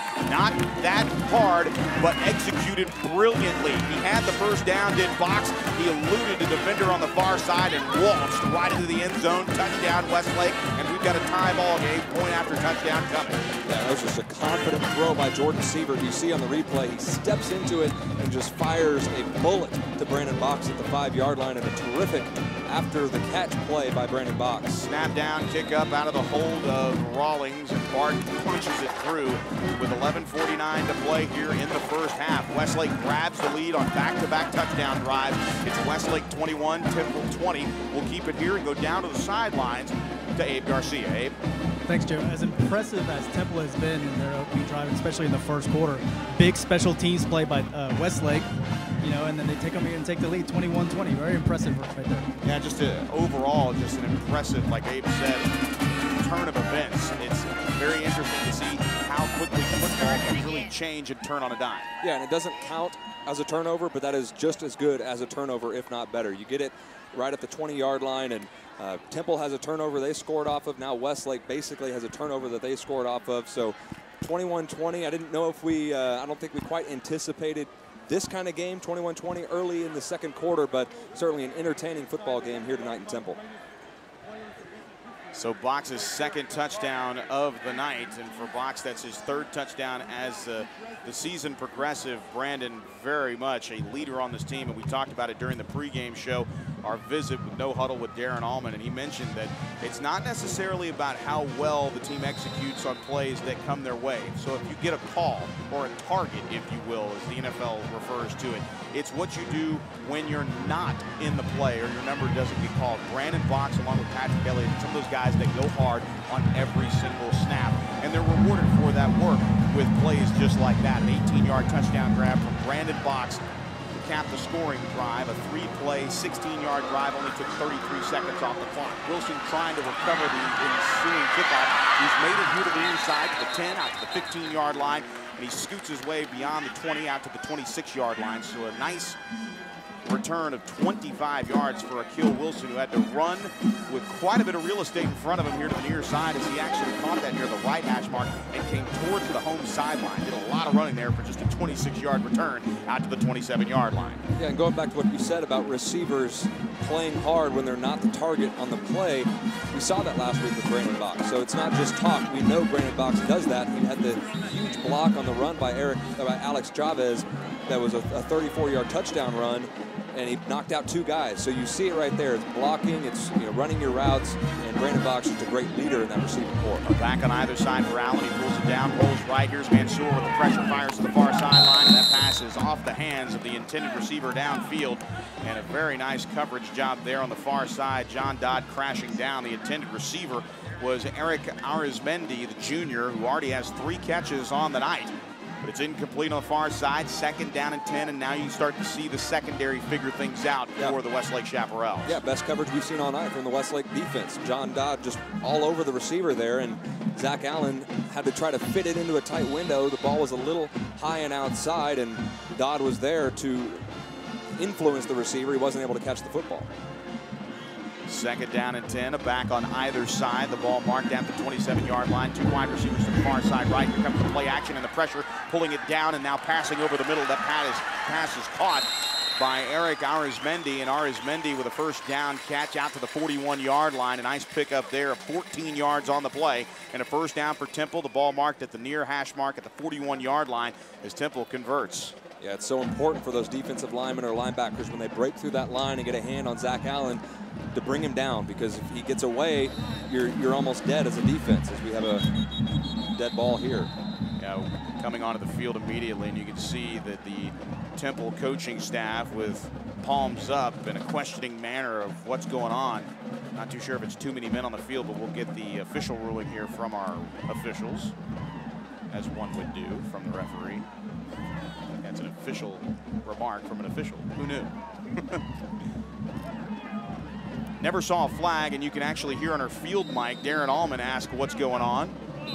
Everybody trying to figure out, and it looks like nothing's going on. Well, wait a minute. Now the linesman's coming in and blowing the play dead. They're trying to figure out what's going on. No one has taken a timeout, unsure of what this stoppage of play is all about, with 11:25 to play here in the first half. Westlake with back-to-back touchdown drives, both of them to Brandon Box on the receiving end. And that is the difference in the ball game thus far. An extra point, 21-20.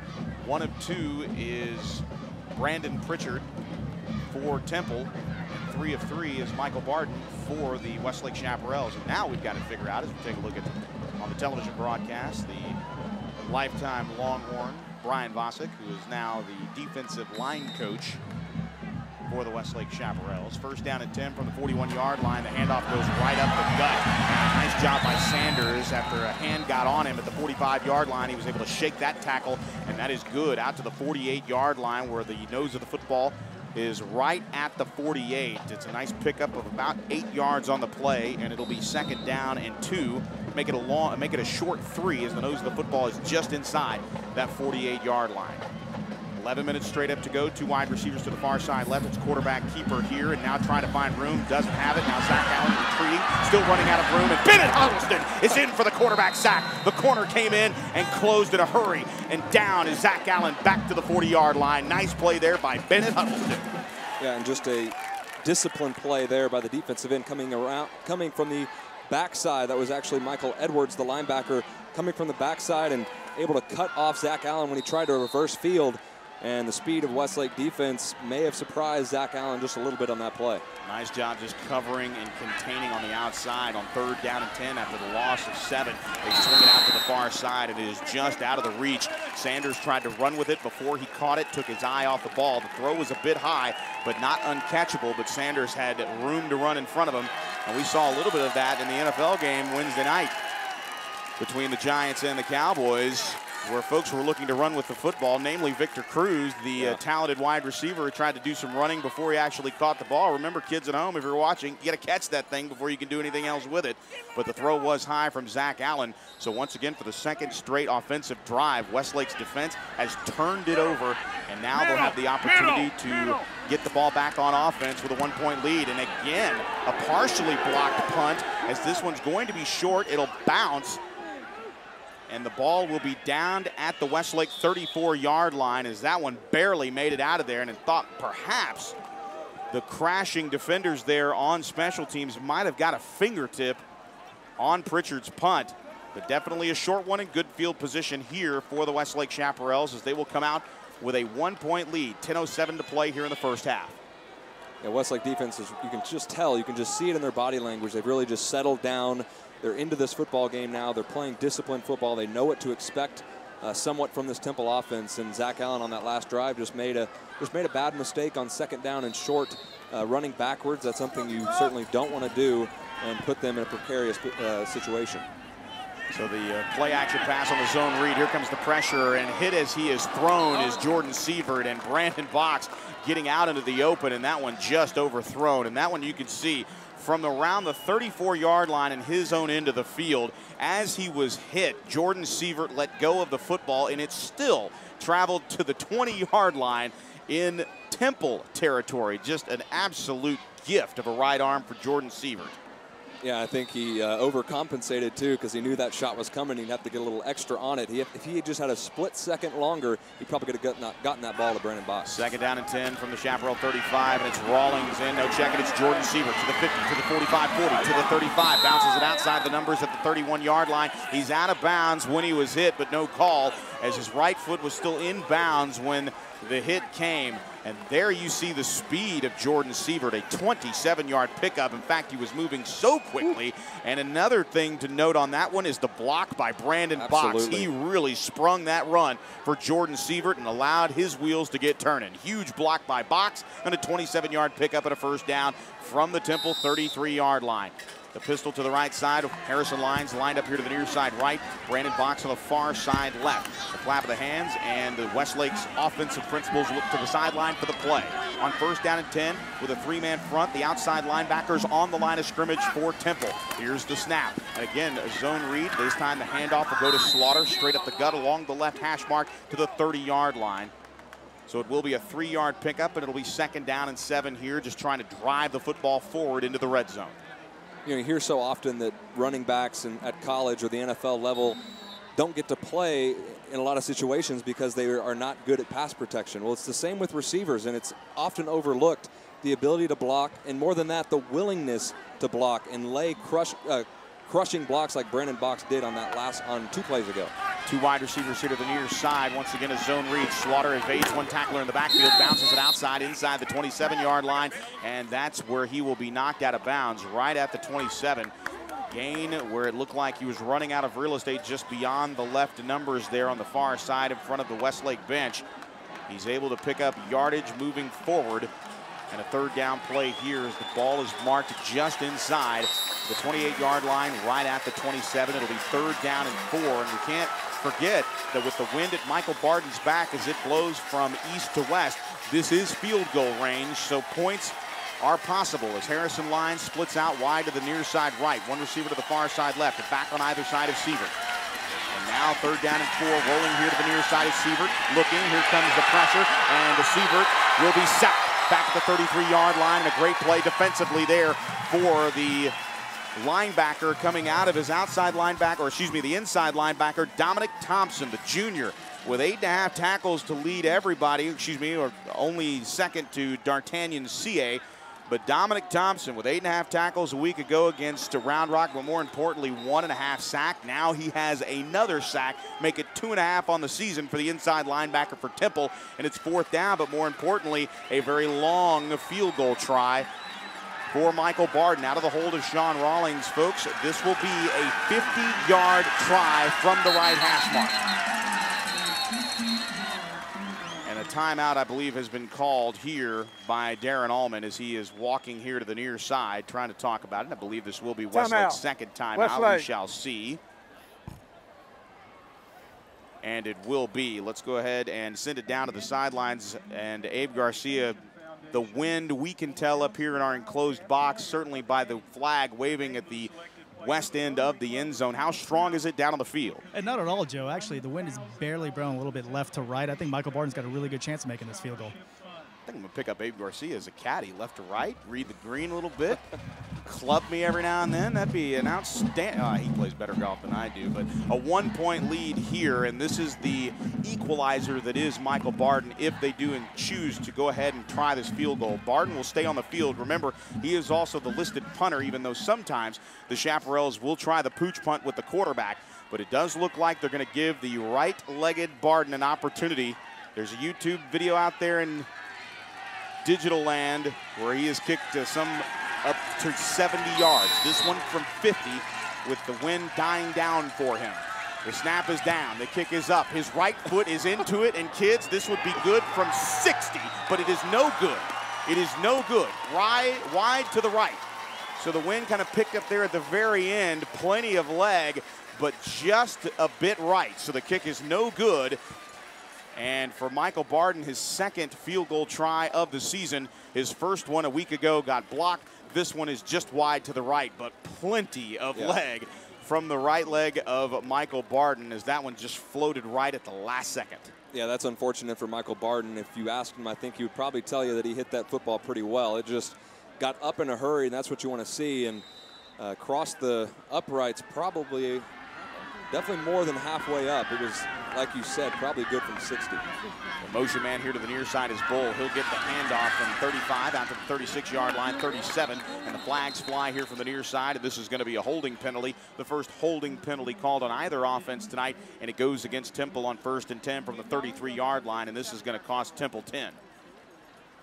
Yeah, Temple, their last few drives, including their last touchdown drive that they had, have put themselves in long situations with crucial mistakes. You had the fumble that went back all the way to the 50 to bring up a 2nd and 25 on their scoring drive. They overcame that, but last drive you had Zach Allen running backwards, and then right here a crucial holding penalty after a nice gain on 1st down. Holding. And if that's at the line of scrimmage, it'll bring up a 1st and 20, but it looks like it's going to be a little in front of the line of scrimmage, so maybe a 1st and 17 it looks like. So officially, the board has it as 1st and 20 as we update the Facebook page here. A man of many hats here is your play-by-play voice, doing a little bit of everything and missing our engineer, Mike Pirtle, every second of every broadcast. But we'll tell you just exactly the level of trust that we put in Mike Pirtle after this play. The handoff goes to, and the ball is on the ground, and actually coming up with it is Temple. But wow, at the very back end of that play on the run, and here's something to think about. Galen Sanders got that handoff. It was a quick handoff. He was stuck immediately and then driven backwards back to the 26-yard line. And as we get a look at the replay, the ball came out at the very end, and that is a fumble. It should have been Westlake football, but they ruled, the officials, that is, Sanders down at the 26-yard line, but that ball clearly came out before his knee hit the ground. So a missed call there, but it's 2nd down and 16. Allen with plenty of time, the pocket collapsing. Now rolling to the right, firing right, has a man on the far sideline, but it is incomplete. It's caught, and a nice job on The athletic play there by Jeremy Hemphill to catch the ball, but he was out of bounds when he made the grab. And just terrific coverage by the defensive backs of Westlake. I mean, Zach Allen had all the time he wanted in the pocket, had to scramble out of the pocket to try to buy some time because the defensive backs were just on the receivers very tightly. They had no receiver to throw to, and that was, I think, a fly route or a deep post that the receiver had to come back to the football, which is why he was open on the sideline. But just a great play, and this Westlake defense is really tightened up. 3rd down and 16 as adjustments made on the fly. We see Carson Spencer checking into the game along with Tate Shaw. They line up to cover receivers here to the near side left. 3 wide receivers to the far side right. They load him up. An empty set for Allen as he has 5 wides. 3rd down and 16. Here comes the pressure up front. Allen trying to get away from Brecken Hager, and he throws it out of bounds. And this is going to be intentional grounding as he was not outside of the tackle box, but it was Brecken Hager. And if you had Brecken Hager breathing down your neck, you'd probably want to get rid of the football as well. So this is going to cost the Temple Wildcats. No doubt the penalty will be declined. It'll bring up 4th down. And Temple will have to kick it away. And that is the case. They're going to bring out their punting unit. And take your pick on why that's intentional grounding. A, he was inside the pocket. B, didn't get the ball past the line of scrimmage. C, there was no receiver in the area. So pretty much it's a 3-for-3 situation, and negatively speaking there for Zach Allen as he had Hager all over him. So 21-20, and that's the 3rd series in the row that Westlake here in the 2nd quarter has turned away the Temple offense, who put up 20 points in the 1st quarter. But here with the majority of the 2nd quarter gone, no points on the board for Temple. Westlake getting on the board twice to take the lead 21-20. Win the quarter. That's the goal. A low snap, and the punter is blocked again, and it's in the end zone for Westlake. It's recovered in the end zone. Touchdown Westlake! Touchdown Westlake! And it's Brandon Irick. We saw it in a junior. In his senior season, he has another recovered blocked kick in the end zone. Touchdown Brandon Irick. Touchdown Chaparrals. Boy, it's an often overlooked part of football, but special teams have come up huge here for Westlake. You had a missed extra point for Temple early in the game. Now 2 block punts, which you really don't see a lot at the high school level, and both of them recovered in deep in Temple territory. Obviously, that one recovered in the end zone for a touchdown. Huge turn of events here for Westlake as they take going to be an 8-point lead here. The snap is down for Barden on the extra point. Kick is up, and it is good. So with 7:16 remaining, the offense doesn't even need to come on the field. A blocked punt that's recovered in the end zone by Brandon Irick. And we remember that that's not happened for Brandon Irick once, now twice. It happened last year in his junior season, but it reminds us of yet another outside linebacker in Noah Thompson, who not only blocked a punt, but recovered it himself as well for a scoring touchdown on special teams a year ago in his junior season. So active backup outside linebackers and special team players. We've seen it on a few times tonight.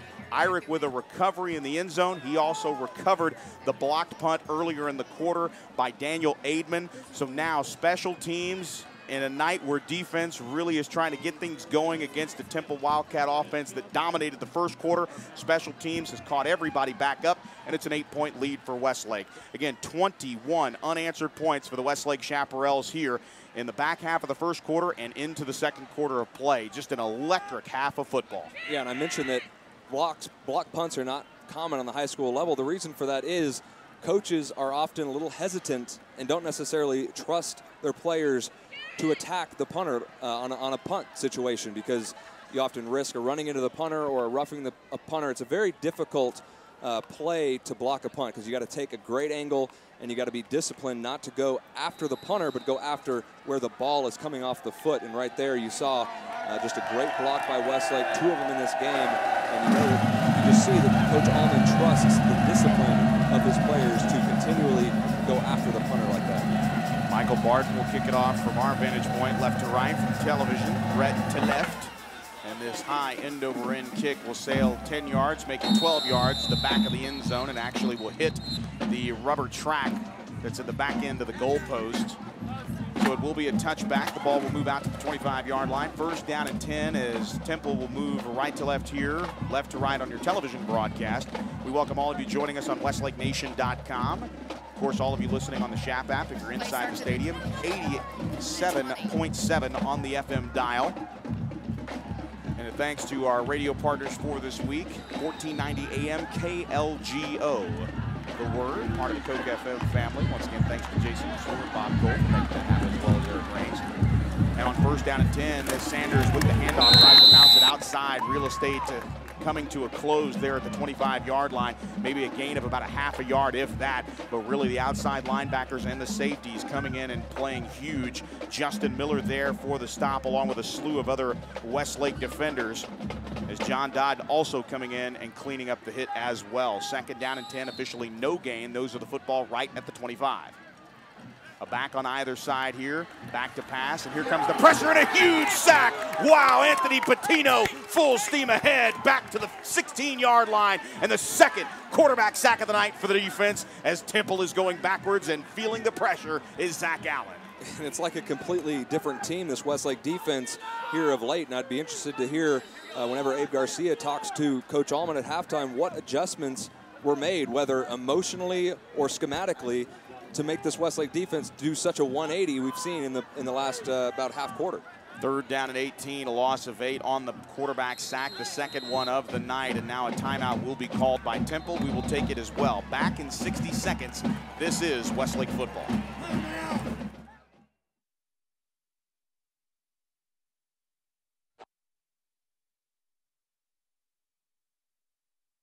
On game days, you see me running out here with close to 100 other people.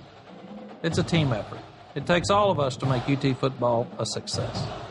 It's a lot like you and your finances. You need to surround yourself with the best people in the business. That's where University Federal Credit Union comes in. The UFCU team works hard to make sure your financial game plan is always in shape. University of Texas Athletics and University Federal. So close, we share the same name.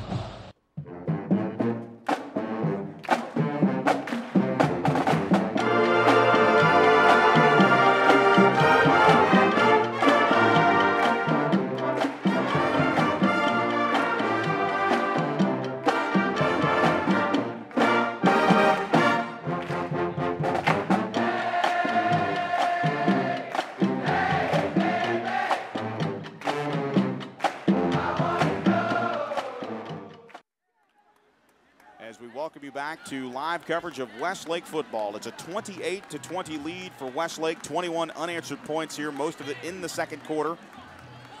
2 touchdown receptions for Brandon Box, courtesy of his quarterback Jordan Sievert. A Sean Rawlings rushing touchdown in the first quarter that got the scoring off to a start for Westlake. 20 points put up by the Temple Wildcat offense in the first quarter, but since that third touchdown grab, the second of the night for Chad President, silence has the Temple Wildcat offense. And now on third down and 18, rolling here to the near side. No one is open, and just a forward pass out of bounds. Now outside the tackle box was Zach Allen, and a player is down. One of the offensive linemen here, it's Freddie Johnson, the senior. The left tackle is down on the field. Zach Allen just nowhere to throw the football, as coverage has really stepped up here for the Westlake Chaparral secondary. So we'll see what the injury is all about. Up is Freddie Johnson, but he is visibly limping on that right side. Let's go down to the sidelines and Abe Garcia. Abe. Looks like Freddie Johnson maybe took a knee or something to the groin area. Not very happy right there. No, definitely not something you want to endure, especially at that size. Fourth down and 18 coming up, and it will be punting time here. And now you have to be careful if you're the Temple Wildcats. Kevin Anderson, the punter of record, will not kick this one away. He was the one that got the low snap and the unfortunate job of trying to get that low snap off the ground and get the punt away. It was blocked by Westlake and recovered by Brandon Eyrick in the end zone for the score on special teams. And now it will be Brandon Pritchard to kick it away. Along of 42 yards last week against Round Rock, and again a low snap, and the ball is loose, and it's recovered again for a touchdown, and it's a Co-Shap of the week. Derek Cohen swipes the football up, scoops it up, and takes it into the end zone. Touchdown Westlake. The second time on special teams the Chaparrals have scored a touchdown. Touchdown Westlake. Well, it was a great play to recover the football, but I can't necessarily say it was a great play by Westlake on the, I guess, the miscue. It was certainly a miscue by Temple that led to the touchdown. So just I'm sure this has to be very disappointing for head coach Mike Spradlin of Temple as Michael Barton puts through the PAT. But yeah, the extra point is good as Michael Barton makes this a 15-point game. He's perfect on the night when it comes to PATs.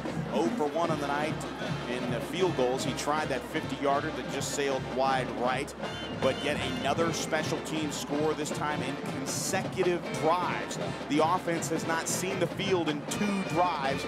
The defense has played quite a bit here in the back half of the second quarter, John, but Brandon Eyrich and Derek Cohen, both with touchdowns on the special team side of the football. Yeah, and football is such a mental game and an emotional game, and you have to worry right now if you're Coach Spradlin, just what is the mental makeup of your team right now, giving up 28 straight points, 2 straight punt team touchdowns basically to Westlake, and your offense is not getting anything going on the third down play with Zach Allen, where he wasn't able to find anyone downfield. One thing we didn't note is that he threw it out of bounds and immediately stormed down the field towards his receivers, visibly upset with his wide receivers. So some frustration, some disappointment on the Temple sideline, and you've seen Westlake be calm, cool, and collected and be able to take advantage of that frustration and whatnot. So with the scoring drive, it's a non-existing scoring drive. It's just a recovery of the fumbled punt, and technically none of those on either punter. Really, when you think about it, Kevin Anderson comes in, he has a low snap, and he is able to recover that low snap off the turf, try to get the punt away. It gets blocked. This one a low snap, and Brandon Pritchard never have an opportunity. So again, really on both of those tries, it was the bad snap that really led to Westlake having the opportunity to penetrate the special teams and recover in the back of the end zone, and Michael Barton not doing Temple any favors. And now a flag comes in late, is drilled on the back end of that play for the Westlake Chaparrals, and it looked like the young man that got hit was Ashton Drenner. Drilled without even looking, so we'll see what it is. Most likely a personal foul penalty, so we'll see what the officials have to say here. But it'll be first down and 10 for Temple from the 25-yard line. Yeah, we talk about frustration. That's all that is right there. And the coaching staff for Temple is out on the sideline with their hands in the air towards the officials. So I don't know if they agree with the call, but certainly looked like a late hit as the officials are discussing here. And it is a personal foul, and it is against Temple. And the last thing you need right here is if you have the opportunity to try to put points on the board. Again, it's a 15-point game. You've shown that you can move the football against this Westlake defense in the first quarter, but you haven't done so in the second quarter. 12.5-yard line. First down. 15-yard penalty assessed on the touchback. That takes it from the 25-yard line back to the 13. So it will be first down and 10 from your own 13-yard line with just under 6 minutes to play, and your team down 15 points, 35-20, with the last 14 points courtesy of miscues on special teams. Yeah, and Freddie Johnson is still on the sideline trying to test out that ankle. So Zach Allen with the handoff goes up the middle to the tailback. And it's not Galen Sanders, it's actually Marquise Collins. Collins diving forward out to the 15-yard line to the 17-yard line. A pick up of 4 yards on the play. A little change of pace, if you will. The television broadcast, we get a look at assistant coaches Alex Owen and Eric Lugo, the receivers coach. Second down and 6 after the official gain of 4, and now a streaking wide receiver will fake the handoff, and Zach Allen straight up the middle, and he's into the open field to the 30, out to the 35-yard line, to the 40, angles to the left hash mark, and he's knocked down at the 46-yard line. And that time you could just see the frustration oozing out of the legs of Zach Allen, and as he was tired of taking this mess and took matters into his own hands and scampered forward for a 29-yard pickup.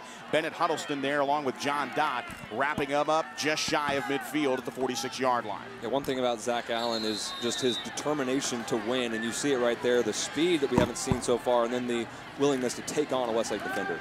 And a fake of the handoff, and a pass here to the near side is caught by President right in front of Carson Spencer. Short gain as President had to go to the ground. He makes the grab in Westlake territory at the 47-yard line. Good for a first down as we approach 5 minutes remaining in the half with Westlake leading 35-20. As another starting offensive lineman, right guard Ronnie Jefferson goes off the field. So 2 big starters on the offensive line off the field. Second down and 3, and again the handoff here to the near side. And this is Keith Bowl getting the handoff from the tailback position, and he's dragged down at the 46-yard line. And a big hit there for Westlake. Making the tackle is Luke Womack, a backup linebacker, and one of the rugby guys, and you have to think about Justin Brown, Justin Miller, and Luke Womack. Those three guys, rugby players, and Luke Womack really doing a great job of tackling.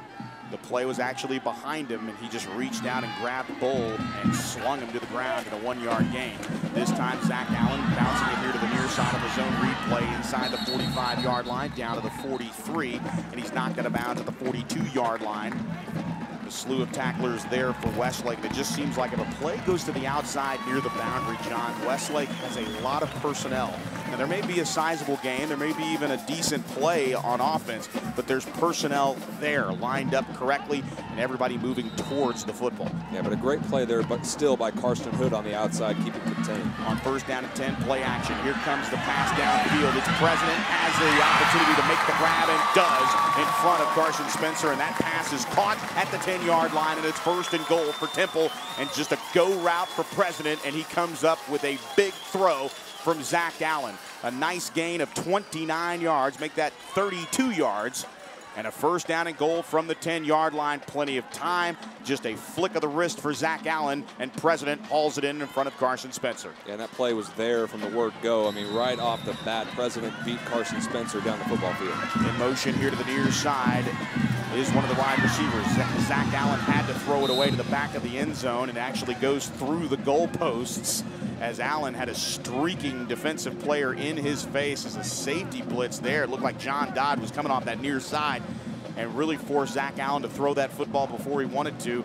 It's an incomplete pass. It'll be 2nd down and 10, 2nd down and goal, I should say, from the 10-yard line. And Westlake now challenged a bit here. This is the first time that Temple has been on the Westlake side of the field here in the 2nd quarter, and they're knocking at the door trying to force a field goal try. But 2nd down and goal. Allen rolling right after the fake. Now throws towards the middle of the field, and that pass is caught for a touchdown. A 10-yard grab by Eric Arizmendi, the 2nd touchdown grab of the season, the first of the night for the tight end, and the junior has come up with 6 points here, wide open, right in the middle of the end zone, and he scores. Touchdown, Temple. Yeah, just a really impressive response. I mean, we talked about the frustration, and they just completely put that away and drove right down the football field, and Zach Allen put this team on his back and got a much-needed touchdown as Temple calls timeout on the PAT. Yeah, not sure what that's about, but they want to talk about it to make sure that if they want to make sure, number one, that the execution is there. We know that the deep snappers have had their issues tonight, much like we saw last week in Westlake and Cedar Park. It just wasn't Westlake that was having miscues with center. We saw the Cedar Park quarterback, Nate Grimm, have issues as well with low snaps. And it seems like early on, those are the kind of mistakes that you're going to make, especially with the majority of high school football and even the majority of college football going to that pistol formation or going to a mostly shotgun formation. You're going to see guys with low snaps, and it's going to take athletic plays all the way around. With the opportunity to put a point on the board and cut this to 35-27, you know, no doubt that Mike Spradlin wants to make sure that, number one, do they have the ability and the personnel to go for 2? Number 2, they want to make sure they get a good snap off. Yeah, and shotgun snaps, you know, this is a special teams play, but shotgun snaps are something, especially when you have a guy like Zach Allen at 6'3" or a guy like Jordan Sievert at 6'4". A low snap is a big deal when those tall guys have to bend down and get that football. It completely throws a play off, and we've seen what bad snaps can do on special teams. So we'll see if they come out. Looks like Zach Allen might be coming out on the field. And that is correct. We will see Allen on the field, so it looks like a 2-point conversion try. Trying to put 28 points on the board here for Temple and cut this to a 7-point lead. I never like going for 2 this early in the football game, but I guess when it's this high scoring, it can be justified. Now moving in motion is President, and here's the 2-point conversion try. Here comes the pressure. Rolling here to the near side is Allen. Allen's going to try to make it to the end zone, and does, and it is good for the 2-point conversion. Just using his speed there and coming right down the line of scrimmage. He saw the opening there late, and it was Luke Womack and John Dodd. Womack coming up a little bit maimed there on the back end of the play. We'll have to see what that's about, but the 2-point conversion is good, and with 4:01 to play here in the first half, Temple cuts its lead, or cuts the deficit, I should say, down to 7 points. It's Westlake 35, Temple 28. The salon at the Domain is open 7 days a week.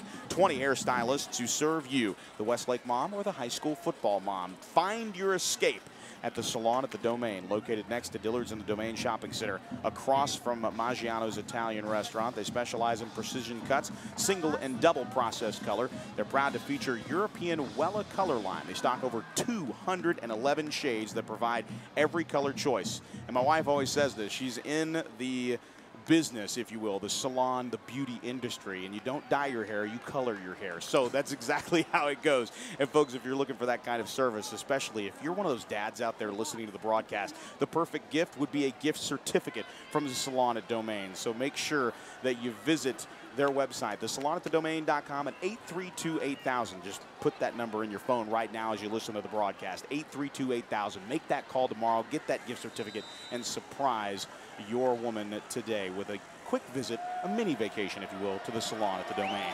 Our thanks to the Salon at the Domain, official broadcast partner of Westlake Athletics. First down and 10, the ensuing kickoff here after the nice scoring drive. The Salon at the Domain scoring drive.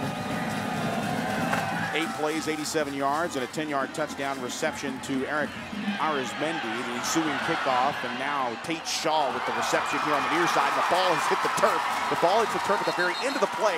Tate Shaw coughed it up right at the 30-yard line. It looks like Temple may have it. There's a scrum underneath, fighting for the football, and we are waiting to see here as looks like some of the Temple players from the sidelines are actually coming on the field. Not too sure exactly what's going to happen here. We get the courtesy of a replay here, but Tate Shaw made one move. He's down. No, he coughed up the football. His helmet came off, and Temple recovered momentarily, but the ball is still loose. But what's interesting, at the back end of that play, John, after the play was blown dead, they were still trying to figure out who had the football, but the entire apron of players for the Temple Wildcats actually came on the field, making it even more difficult for the officials to do their job. I have never seen that where guys have gotten on the field. There's very lucky that the officials were trying to find out who had the football versus looking at the entire apron here on the home sideline, because that would have been 15 yards immediately on a personal foul for too many men on the field, so to speak, because everybody came onto the field trying to get that football. Yeah, it should have been at best for Temple a sideline warning. But Tate Shaw definitely a fumble on that play. I thought initially that maybe the elbow had hit, but not even close. And Westlake fortunate to get the ball back. Recovered indeed, up 7, and now the handoff will go to Slaughter. And this time the ball comes out, and Temple with a no-doubter this time as they have taken over the football. Again, the scrum underneath, but Temple has come up with it on the fumble by Ben Slaughter. No, Westlake has the football. So somehow Westlake has the football. We go down to the sidelines, and somebody's under there causing all kinds of havoc. And we've got some rugby players on this roster, Abe, but under the scrum, Westlake somehow getting the pigskin back. Joe, I have no idea how we recovered those last 2 fumbles. There's got to be a magician down there getting the ball back to Westlake. So second down and 8 on the weirdest gain of 2 ever. A receiver each way. The clap of the hands, and now the linebackers for the Temple Wildcat defense, led by Dominic Thompson, wanting the crowd to roar. Second down and 8, 3:17 remaining in the half. A receiver each way, and now with the handoff, down the backfield, and it's a big hit up front by Troy Healy, the 280-pound senior, dragging Ben Slaughter down in the backfield for a loss. This is just, I mean, this has been a great football game. I've never seen a game with such emotional swings and such momentum changes. You know, it looked like Westlake had all the momentum in the world. There was frustration on the Temple sideline. And really, I mean, you see all of the players now nowhere near the bench. They're right on the sideline. Everyone's excited. The crowd's excited. And so are the players on the field. It's a loss of 2, third down and 10. Now Sievert's going to tuck it and run. Has some room to the 30, to the 35, 40. First down yardage and more to midfield. And he's dragged down right at the left sideline numbers at the 45-yard line. They're going to call him down at the 46. It's a 25-yard pickup and a first down on third down and 10. For the Westlake Chaparrals, courtesy of the feet of Jordan Sievert. Yeah, that's something that you just forget about as a defense because there's so many weapons on the Westlake offense, and Sievert doesn't have blazing speed, but you see more than adequate at the high school level. Speed to pick up a first down on 3rd and 10, just an absolutely huge play. wide open room there on the left side of the formation for Sievert to get the first down. The receiver each way, and now they're opting for the run, and now Slaughter's going to be caught in the backfield trying to reverse his field, and he's going backwards for yet another loss. So now defensively really stepping up on the far side over there. Michael Hicks, the outside linebacker, getting an opportunity to play here as he was the one that forced Ben Slaughter to run out of real estate. And just a nice defensive play there as really the front seven has come on and come on strong for Temple here in the last 3 or 4 minutes of the second quarter. Yeah, you see a lot of penetration there by the defensive line and the linebackers of Temple. But right here, it looks like the Westlake coaching staff is trying their best to make this the final drive of the second quarter. It'll be second down and 13 after the loss of 3. The handoff will go to Keith Carter. Carter right up the gut inside the 45 down to the 41-yard line. So a nice pickup there for Keith Carter. Let's pause 10 seconds for station identification. This is Westlake football. You're listening.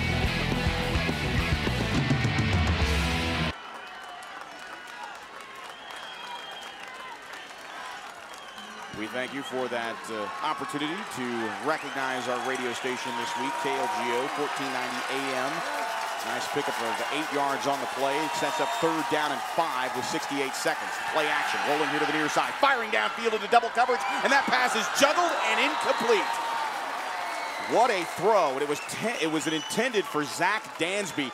Dansby was right in the middle of 2 defenders, a corner on the near side, a safety coming up over the top to help, and that pass was on a line to Dansby, and Dansby had his hands on it, but kudos to the secondary as they closed in immediately, and the young man making the play was Devontae McClennan. McClennan was the one that caused just enough traffic as that play came his way for Dansby to lose track of the football, and it's incomplete, but just a brilliant throw and almost brilliant catch for Zach Dansby, courtesy of Jordan Sievert. On fourth down and 5 from the 41-yard line. Sievert's back to pass. They will go for it, firing to the far side, and that pass is incomplete, and a good play on the far side. You could argue there that it could be a pass interference play, but nonetheless, just excellent coverage by Kenny Green on the far side out of the corner position. And we get a courtesy of a look at the replay here. For those of you listening live on radio, Kenny Green came over and hit Brandon Box. The ball was not there yet, but it's a kind of a bang-bang play, and the tie goes to the defender there, and it will be a turnover on downs. Yeah, I think that was probably a clean play. He may have gotten there a little early, but certainly not blatant pass interference right there. Just a good defensive play by Temple and a good defensive series. So now with 57 seconds left, Temple has an opportunity to go down and tie this football game. Down by 7, 35-28. Westlake leading here with 57 seconds remaining. 2 wide receivers here to the near side left, 1 to the far side right. Some early movement along the offensive line, no flags. And rolling out here under pressure and throwing it away to his sideline is Zach Allen. But again, no call on the early movement by the offensive line. It was very clear, but at that point in time, it's good news there for the Chaparrals as they catch a break. Again, not calling any of the young players for the Temple Wildcats out, but we have to call it like we see it. And somebody moved early big time, but no call by the referees. It'll be second down and 10 with 51 seconds remaining here. 2 wide receivers to the far side right, 1 to the near side left. The handoff will go to Sanders. Sanders bouncing it to the right hash mark inside the 41-yard line out to the 45-yard line as he darts from the 40 to the 44 is where they'll say his knee is down in between the 43 and the 44-yard line along that right hash. So it's officially a gain of 2.5 yards on the play. So it will be a third down and long situation here with the clock moving inside 25 seconds and 1 timeout. Make that 2 timeouts for Temple, and they are not getting their act together here as almost 10 seconds elapsed there from the end of that play. And now just an inside handoff, and wrapped up immediately is Luke Womack, and the play has ended with 10 seconds, and Temple is still not called a timeout. I think Westlake should take is it fourth down? I think Westlake should take a timeout here and make them punt the football. Well, and that's not going to happen. They're going to take it to the house, and why not? 35-28, your halftime score. There's been a lot going on in this ball game. I think both Mike Spradlin and Darren Allman just kind of want to throw in the towel here in the first half. There's been a lot of running up and down the field, a lot of fireworks, and there's a lot to talk about inside both locker rooms. One, if we were to call that out, obviously the special team miscues, the difference in the ball game for Temple. Darren Allman knows that it is a tale of two quarters. The defense has stepped up, and right now Darren Allman is making his way towards the locker room, and greeting him before he makes his exit towards the locker room is Abe Garcia. Abe? Thanks, Joe. Coach Allman, tale of two quarters. First quarter, Temple got off to a hot start. You guys came back and answered with 28 points. What were you able to tell your team and gain the momentum going into the half? As usual, I say nothing. We just keep playing, you know, and that's usually when we do. We just keep playing. You know, we've been in games like this before, you know, that are back and forth, and the next play is the most important, and we knew we weren't going to come in here and win every play because they're a good football team, and this is good for us. And we learned how to fight back, and they did a good job of it. We did a good job creating some big opportunities. We got to take care of the football, and we'll be okay. Thanks a lot. Joe? Thank you very much. Abe Garcia down on the sidelines with head coach Darren Allman. And you can see there's not much worry in the young man from West Texas, the red-headed stranger. Not too concerned, because this is exactly why he wanted to play Mike Spradlin's team. They want to be able to get athletic. They want to see how they match up with guys that are skilled players and they can move the football up and down the field. That has happened. At one point in time in the first quarter, this game was 20-7. Temple, 21 unanswered points, made it 28-20. A touchdown late for Temple, and of course the 2 touchdowns on special teams for Westlake. It's been a back-and-forth game with a lot of different looks, John. Yeah, it's been really entertaining, and that's been the scheduling philosophy of Darren Allman since he's been at Westlake. Schedule tough games in non-district, because when you get to district play and you get to the playoffs, you want to have that experience of being in tough, close football games, and that's exactly what Westlake is in here tonight. We're in for a very electric second half. We hope you will join us as well. Your halftime score from Wildcat Stadium in Temple, Texas. It's Westlake at 35 and Temple 28. I'm Joe Taylor. He's John Nidell. This is Westlake football.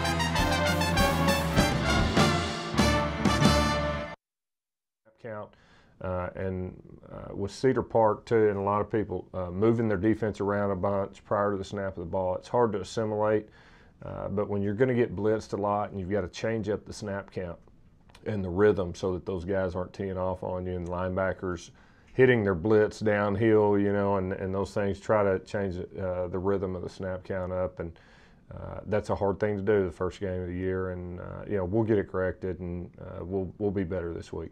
This winter, prepare to be amazed as Elisa's Dance Academy and the Westlake Symphonic Orchestra come together to perform a variety of holiday favorites. For the 8th year, audiences will be astounded by concert-quality music and dramatic visual effects in a stunning production perfect for all ages. Join us December 6th, 7th, and 8th as the Westlake Technical Entertainment Crew and Lexus of Austin present the Nutcracker Spectacular. At age 40, attorney and Marine Corps reservist David Little was the picture of health until the left side of his body went completely numb. We were on the phone while he was driving home when he suddenly stopped talking. My dad had a stroke when he was driving me home. I'm just really glad he ended up at St. David's, South Austin.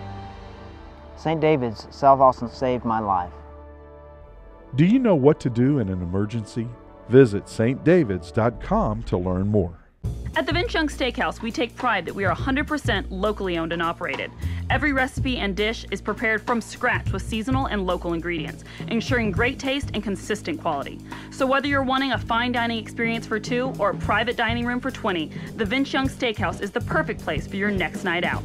Conveniently located in the heart of downtown at 3rd and San Jacinto. Call 45-STEAK for reservations or visit us online at vinceyoungsteakhouse.com.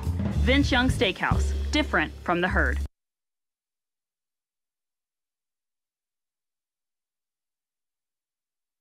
For 102 years, the Coverts have set the standard for car dealers in Central Texas. Hi, I'm Jenny Covert, and your parents, grandparents, and even some of your great-grandparents have shopped with my family. Our service, our inventory, and of course, our low Covert price are the reasons over 1 million customers come back again and again. We want to be your car dealer. Let us prove it. Covert Auto Group, Austin, Bastrop, and Hutto. On game days, you see me running out here with close to 100 other people. It's a team effort. It takes all of us to make UT football a success. It's a lot like you and your finances. You need to surround yourself with the best people in the business. That's where University Federal Credit Union comes in. The UFCU team works hard to make sure your financial game plan is always in shape. University of Texas Athletics and University Federal. So close, we share the same name. We welcome you back to Wildcat Stadium in Temple, Texas. Joe Taylor alongside John Nidell, 35-28, the lead for Westlake, and a wild and an incredible first half. The second half promising. One thing that Westlake needs to do, they get the ball out of the locker room. They need to establish early and really take the air out of this crowd and put points up on the board the first drive out of the locker room, John. Yeah, Temple was able to seize some momentum there at the end of the first half with the touchdown drive. Down by 7, Westlake can really put a dent in this football game by going down the field, scoring a touchdown, trying to get this Temple sideline just a little, questioning their abilities like they were in the middle of the second quarter before they were able to respond. No doubt adjustments have been made at the half, and we'll have an opportunity to see the Westlake offense first as they come out of their sidelines, and we are set to go here in the second half. It will be Westlake, of course, on our radio broadcast as you listen live on KLGO AM radio 1490 on the Chap app. Of course, on the iTunes store. Download the Chap app today. You can hear it free.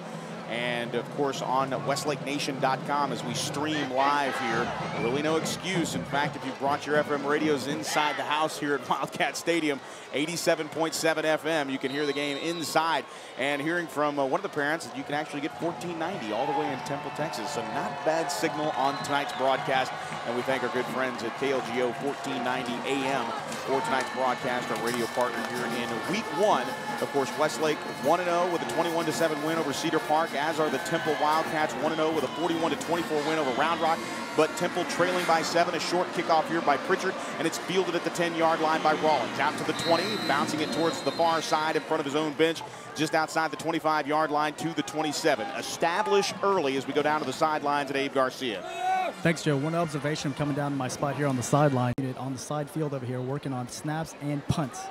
So be watching out for that in the second half. No doubt. Sure up the execution. And now, if you're Temple, we bring back a comment from 2009, 2010, and 2011. If you're the offensive line, it's mentality of physicality right now, courtesy of our old broadcast partner, Rod Babers.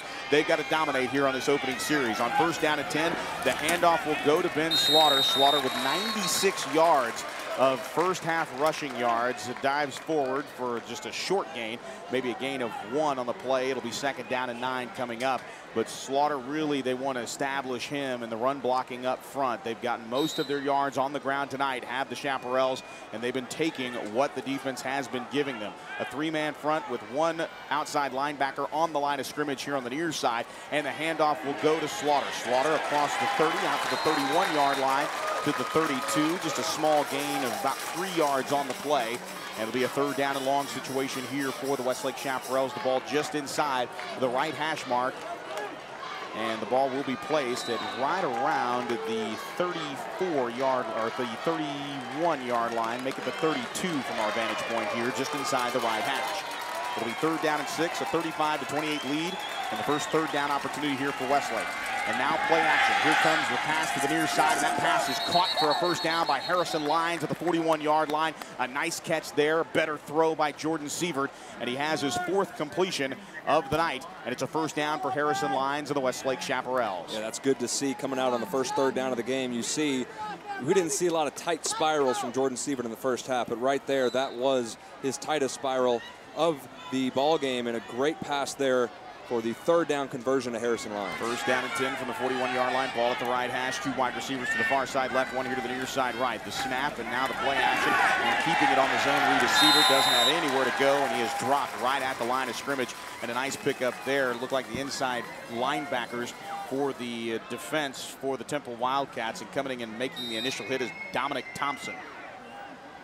That last touchdown for Temple towards the end of the 2nd quarter really energized the front of this Temple defense, and we saw him stop Westlake late in the 2nd quarter, and then so far right here coming out strong on 1st and 2nd downs, not allowing Westlake to get in short yardage situations. 2nd down and 10, 2 wide receivers to the far side left, 1 here to the near side right. The pass to Harrison Lyons is complete. He eludes 1 tackler at the 45-yard line and dives forward to the 48-yard line. In fact, they're going to go and give him progress to the 49-yard line, so just shy of midfield. So a nice gain of 9 yards on that catch from Harrison Lyons. Same formation in which he caught the first down on the 3rd down conversion, and now he gives Westlake an opportunity here on a 3rd and long 1.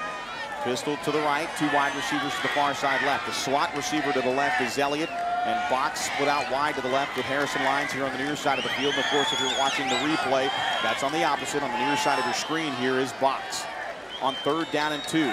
Here's the shotgun snap, and the handoff will go to Slaughter. Slaughter has first down yardage and more as he bounces it just outside the left hash marks and inside the 45-yard line down to the 44. And it's a first down run for Ben Slaughter, and with that run, Slaughter has eclipsed the 100-yard mark as he gains 100 yards on just his 3rd run of the half here in the 3rd quarter as he goes over 100 yards rushing, Westlake's first 100-yard rusher of the season.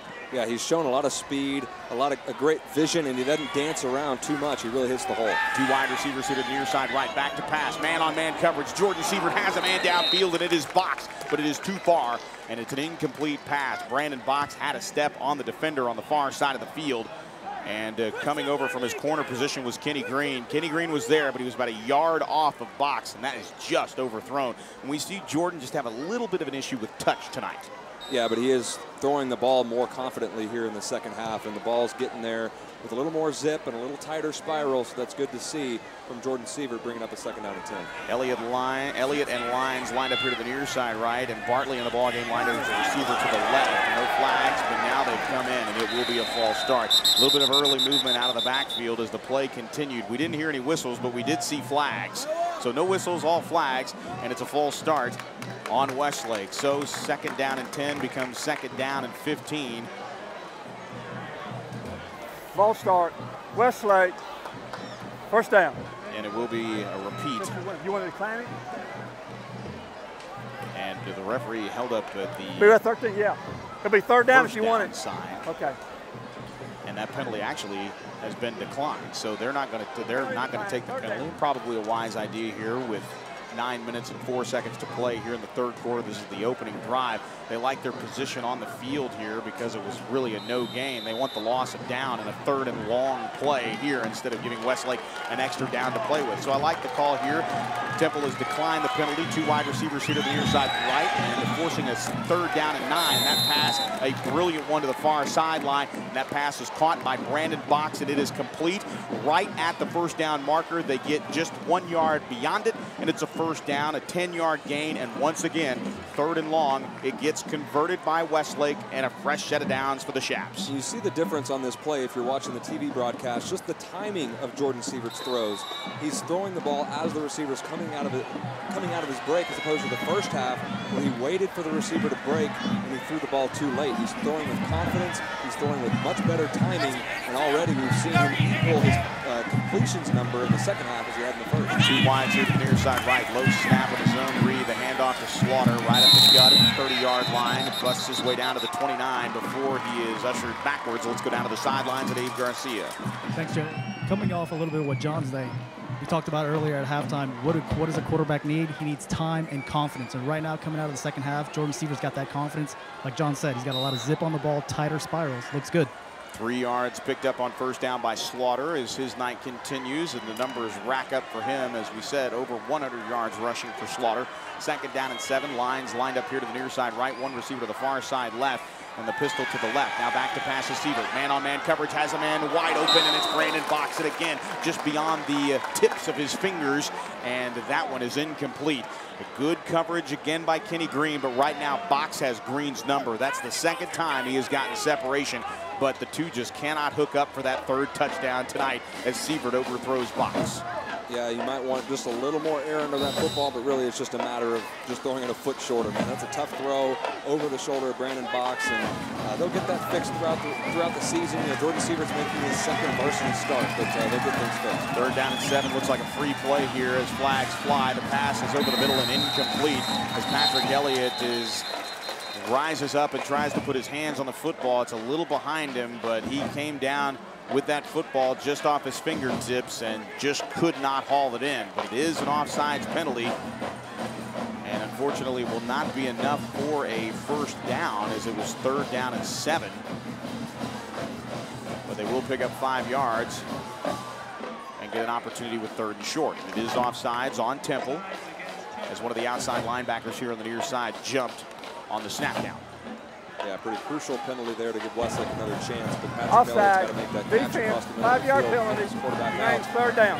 But a big mistake by Temple, and Westlake will have a shot here to pick up another 3rd down. So the ball moves inside the 25-yard line, but barely on that left hash as we broadcast live from the home side of the field. Our cameras for the television replay on YNN, channel 1509. It looks like a timeout is going to be called here. Westlake wants to talk about it here on 3rd down Westlake, and a long 2. first one this we'll go half. ahead and keep it here and mention one of our sponsors. Again, this timeout brought to you by the Salon at the Domain. Sometimes it's all about escaping during football season. If you're a Westlake mom or a football mom, take a peek at the Salon at the Domain. Just get out of Westlake or get out of your neighborhood and head to the Domain. They're open 7 days a week, so you can call them up on Saturday and Sunday, or you can even go on a Monday or a Tuesday. Give them a call at 832-8000 with 20 hairstylists on call every single day. No doubt you'll be able to get an appointment. So go in and take a mini vacation at the Salon at the Domain. They're located next to Dillard's in the Domain Shopping Center, across from Maggiano's and the Italian restaurant right there across from Dillard's. Their innovative salon providing the ultimate styling experience in Austin. That's the Salon at the Domain.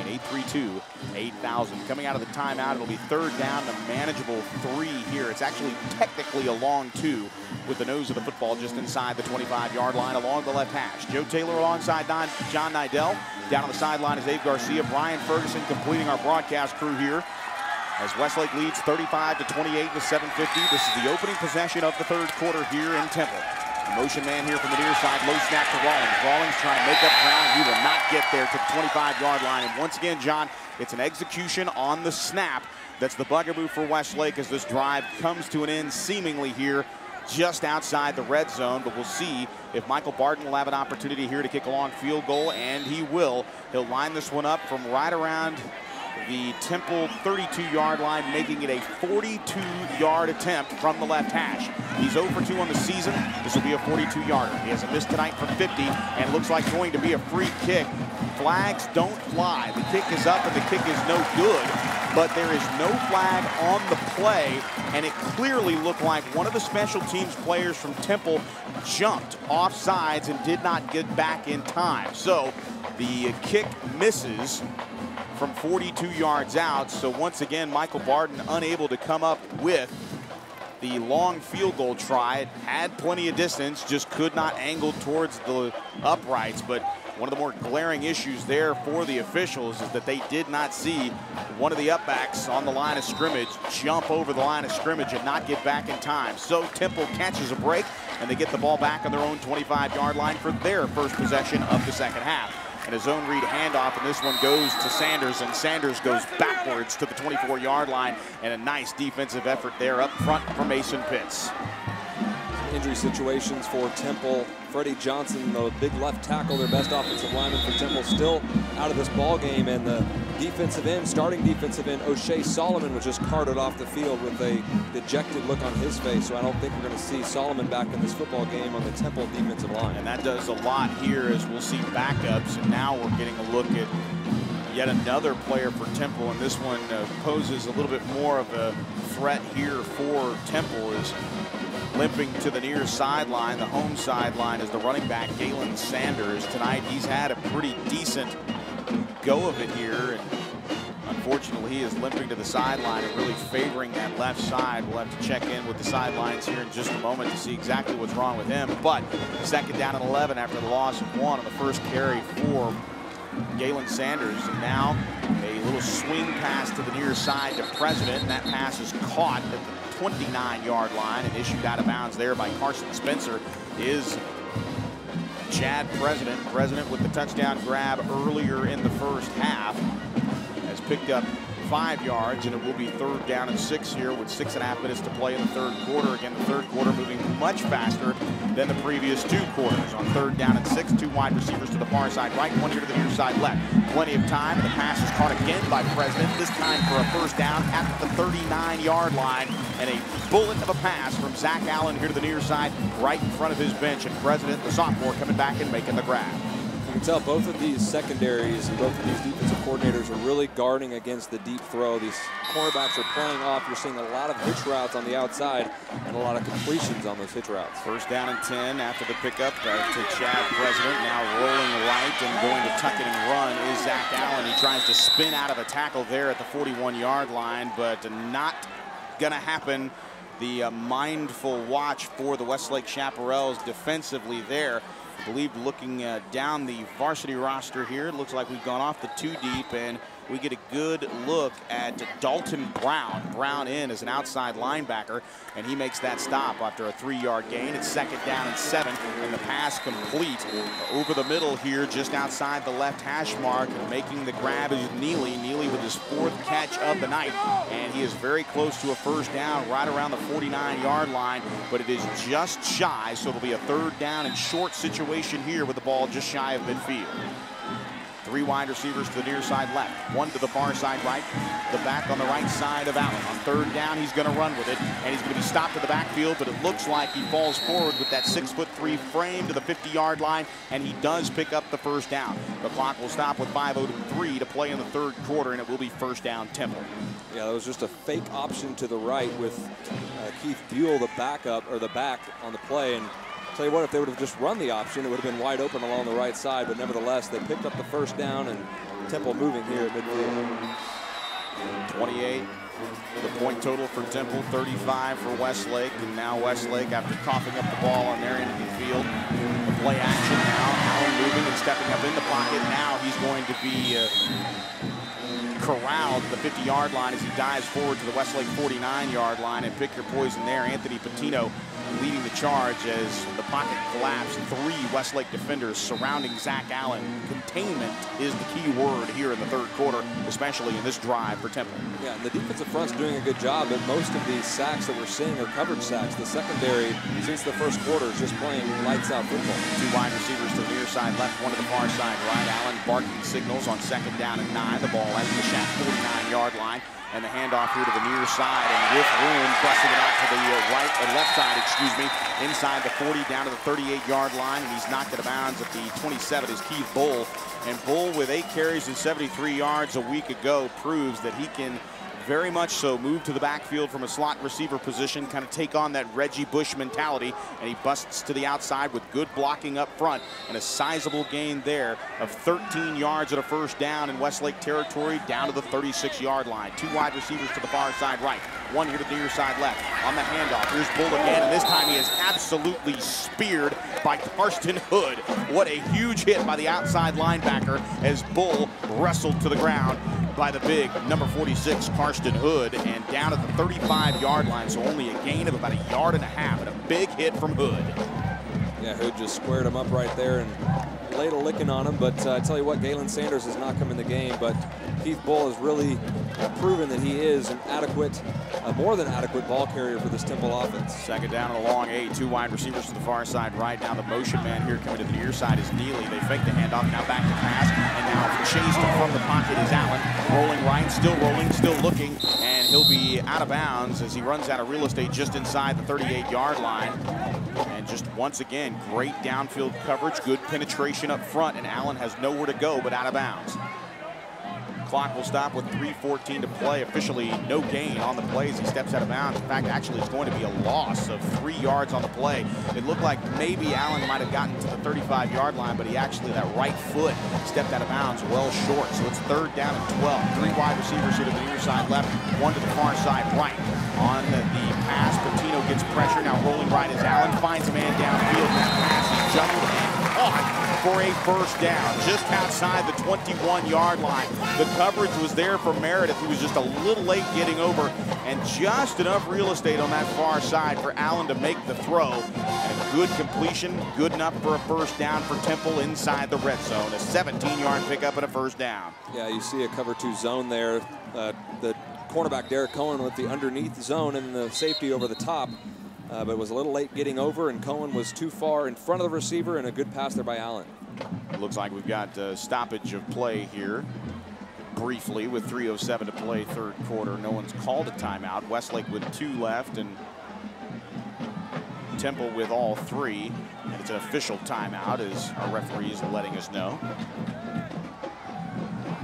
So a first down and 10. The ball technically just 1 yard away from the red zone as Temple's trying to get their pace. Zach Allen barking signals. 2 wide receivers to the near side left, make it 3.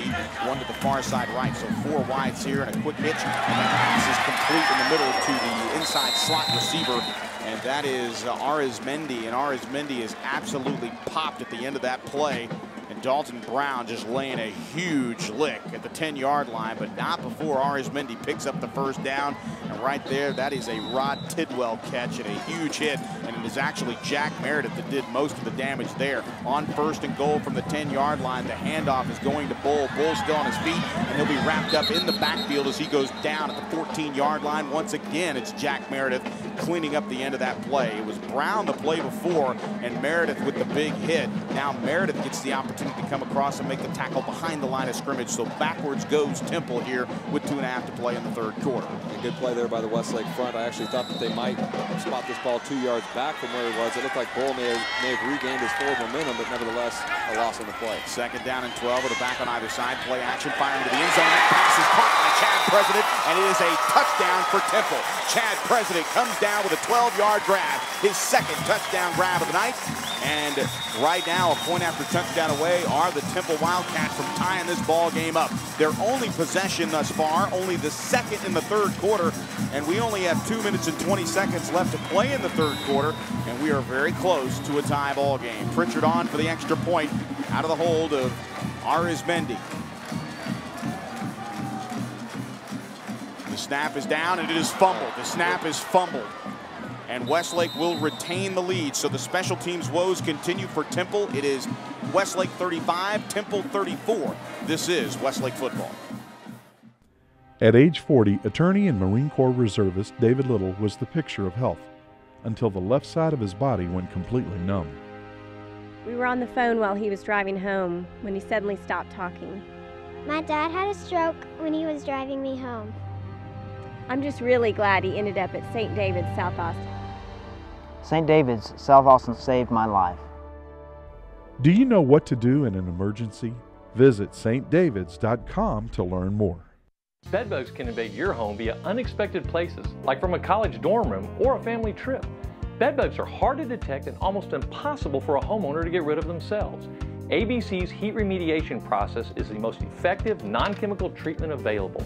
Heat gets rid of bedbugs in a matter of hours with no damage to household contents. With a single treatment, rooms can return to normal use free of bedbugs. For bedbug problems, call ABC Home and Commercial Services, specialists for your environment. And we welcome you back to Wildcat Stadium after the point after touchdown, and a thought here during the break as we welcome you back to live coverage of Westlake football, both on the radio and on television. Make sure you catch the replay, 9 a.m. Sunday morning YNN Sports, cable channel 1509 on Time Warner Cable, on the statewide channel 888 at the same time. So if you have family in all across the state of Texas with Time Warner Cable, you can watch it on the Texas channel, channel 888 at 9 a.m. A 14-play, 75-yard drive took 4 minutes and 54 seconds off the clock. A 12-yard touchdown reception from Zach Allen to Chad President. And in the drive, Zach Allen 7 for 7 for 63 passing yards. And this one will be Tate Shaw, and he collects it at the 10-yard line. Shaw crosses the 20. He's drilled at the 24-yard line. A big hit on special teams there, and everybody pumped up about it, as getting a shot in edgewise is Michael Hicks, the backup outside linebacker. He made the hit on Tate Shaw, and it's Westlake whose drive stalled on the Temple side of the field, and it's an opening drive of the third quarter.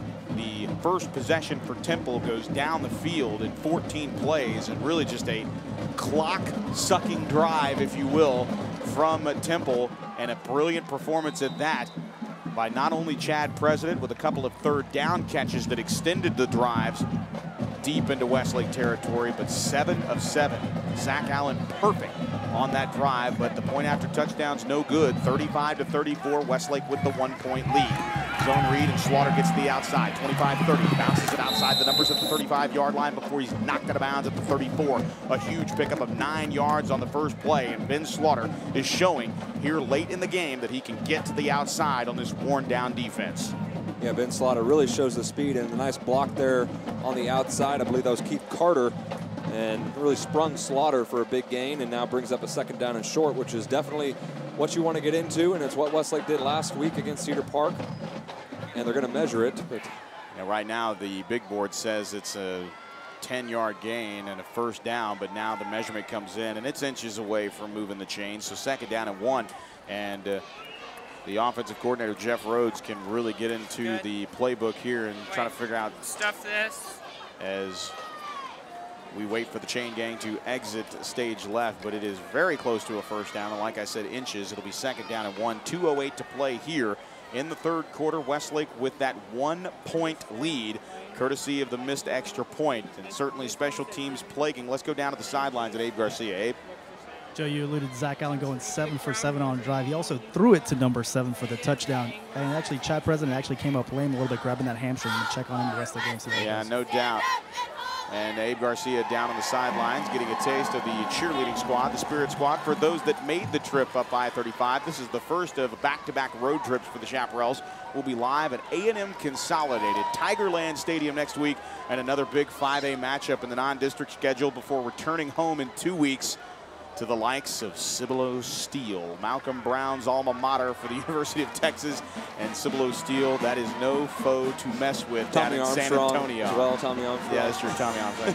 Give it to the Nebraska guy. We always have to mention the Huskers on this broadcast. You'll get used to it, Chap Nation, as the young man from the sidelines, he cometh up to the booth, but yet the Nebraska Cornhuskers are still always in the front part of his mind. 2 wide receivers here to the near side right on second down and inches. Sievert has a back on either side. It's Carter and Slaughter in this formation.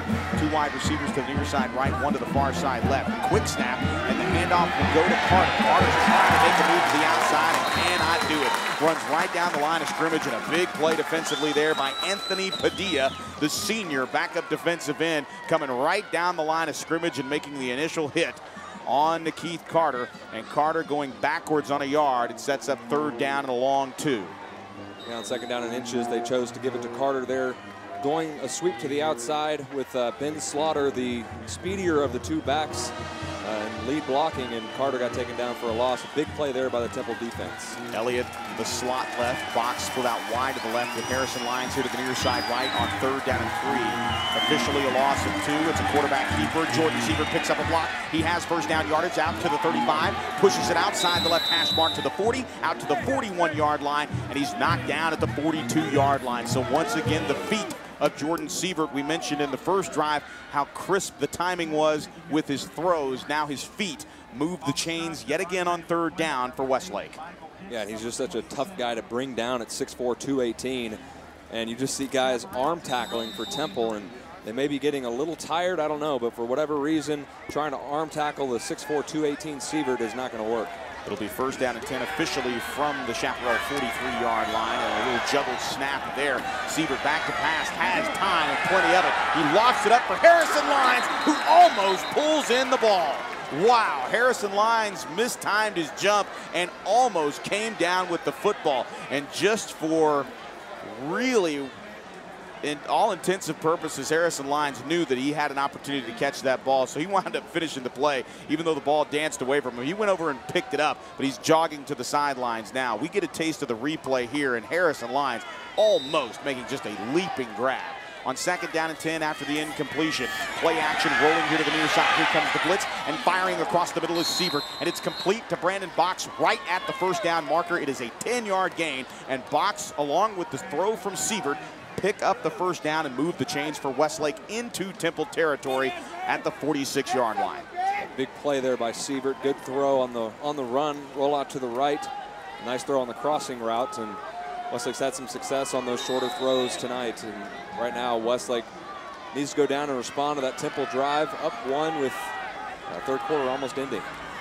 On first down and 10, it'll be the handoff to Slaughter. Slaughter fights his way just inside the left hash mark, bounces it to the left side briefly, and gets down to the 40-yard line. A good gain on first down as they pepper that left side, really with the left side of that offensive line. Slaughter able to pick up positive yardage. It's just a huge game for Ben Slaughter here, filling in for Alex Chavez, who is injured tonight. Yeah, what do you know? Temple's had one possession. Westlake is on their second possession, and looks like Westlake's going to let the time run out for the third quarter. So a much different third quarter, that's for sure, but it's a welcome speedy third quarter. Indeed, we're inside 3 seconds, 2 seconds, 1 second, and Westlake's going to go ahead and go to the fourth quarter. So in 3 quarters of play, Westlake loses the quarter 6-0, but they still maintain the lead. It's Westlake 35, Temple 34. This is Westlake football.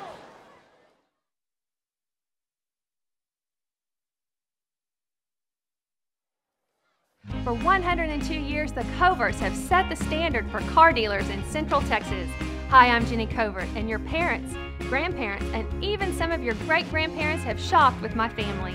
Our service, our inventory, and of course, our low Covert price are the reasons over 1 million customers come back again and again. We want to be your car dealer. Let us prove it. Covert Auto Group, Austin, Bastrop, and Hutto. The Steam Team, your #1 choice for cleaning residential and commercial carpet, tile, and wood flooring, upholstery, air ducts, and more, including 24-hour emergency water and fire damage restoration. The Steam Team is an Austin original, locally owned and operated since 1983. All employees are trained and certified by the Institute of Inspection, Cleaning, and Restoration. We guarantee our services and will do whatever it takes to please our customers. Call 451-TEAM or online at thesteamteam.com. On second down and 4, the handoff goes to Slaughter right up the gut again, following that big offensive line, driving his way inside the 38-yard line down to the 37. And now we take a look at Slaughter getting up from the pile. Very close to a first down. The first down marker right around the 36-yard line. And it is very close, maybe inches here, and it will be 3rd and inches as Ben Slaughter continues his onslaught of the Temple defense. 2 wide receivers to the far side right, 1 here to the near side left. Pistol look in the formation, pistol to the left on 3rd down and inches. And once again, it'll be Jordan Sievert and Ben Slaughter as they carry the ball in tandem. And officially, it will be Jordan Sievert who says, I got it, no, I got it. And it is good for a first down as the ball officially carried by Jordan Sievert inside the 35 down to the 34-yard line. And we made some comparisons. Obviously, it's way too soon, but I think the size and the look of Jordan Sievert reminds you a lot of what Ben Roethlisberger might have looked like in high school. He's really turned in from the finesse passer that he was a week ago with 200 yards passing to just the rugged bull rusher that most of the Westlake Nation has seen in his earlier performances in JV and even on the freshman team, and of course in Pop Warner and in middle school. And there is an example of a quick pass to the outside, just an absolute laser on first down and 10 from the 34-yard line, and they swing it out over here to Brandon Box, and that pass is complete just inside the 25-yard line, and Box picking up positive yardage down to the 21. And a nice pickup there will set up yet again another first down as the chains move for Westlake as the drive continues. We're in the fourth quarter, live from Wildcat Stadium in Temple, Texas. Westlake clinging to a 1-point lead, courtesy of a missed extra point on the third quarter touchdown by the Temple Wildcats, courtesy of Chad President. Now looking for isolation on the far side. The pass complete to Harrison Lyons. Harrison bounces outside away from a would-be tackler, picks up the first down inside the 10-yard line down to the 8 before he's knocked out of bounds on the far side. First and goal for Westlake.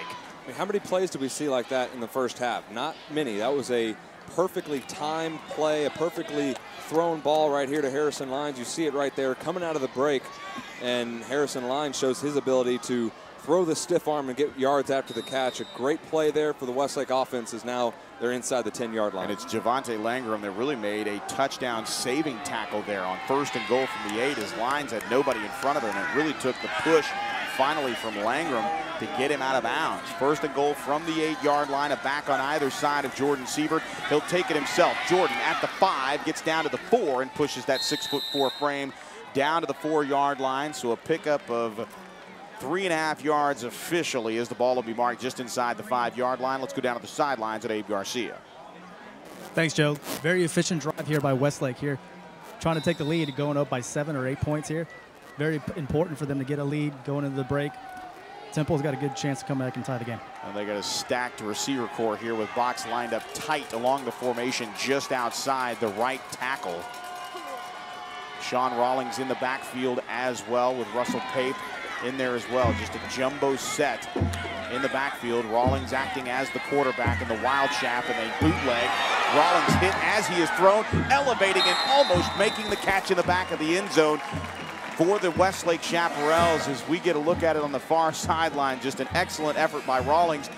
They run the bootleg, and trying to make the grab on the far side, I believe, was Zach Dansby. He was in the corner of the end zone. Rawlings never really had a chance to step into the throw, but Dansby almost coming down with an acrobatic catch. And he was actually hit before the ball got there, but once again, no flag on third and goal from the 5-yard line.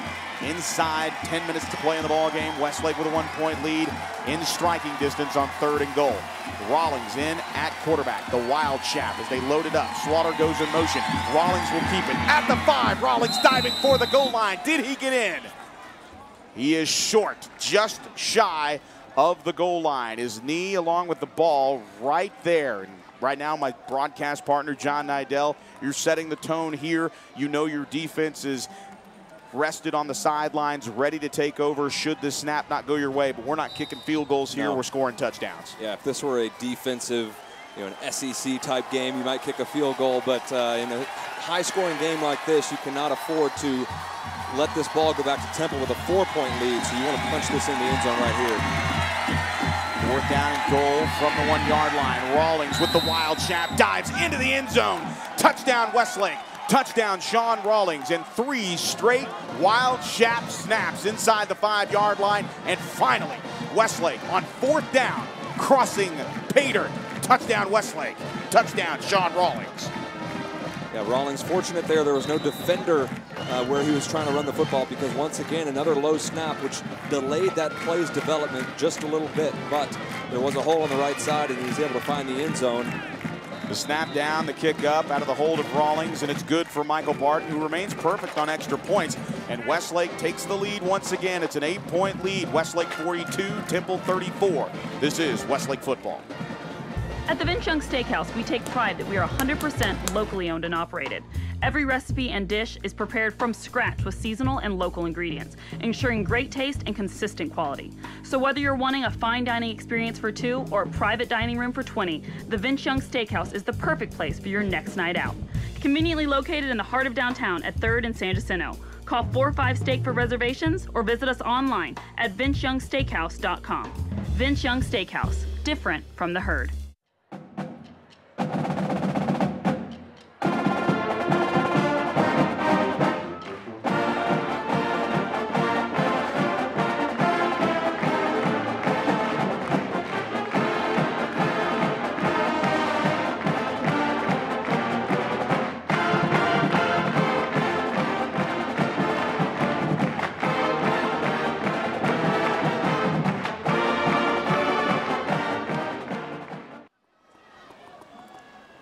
And we welcome you back to Wildcat Stadium, deep in the heart of Temple, Texas, just north of Austin.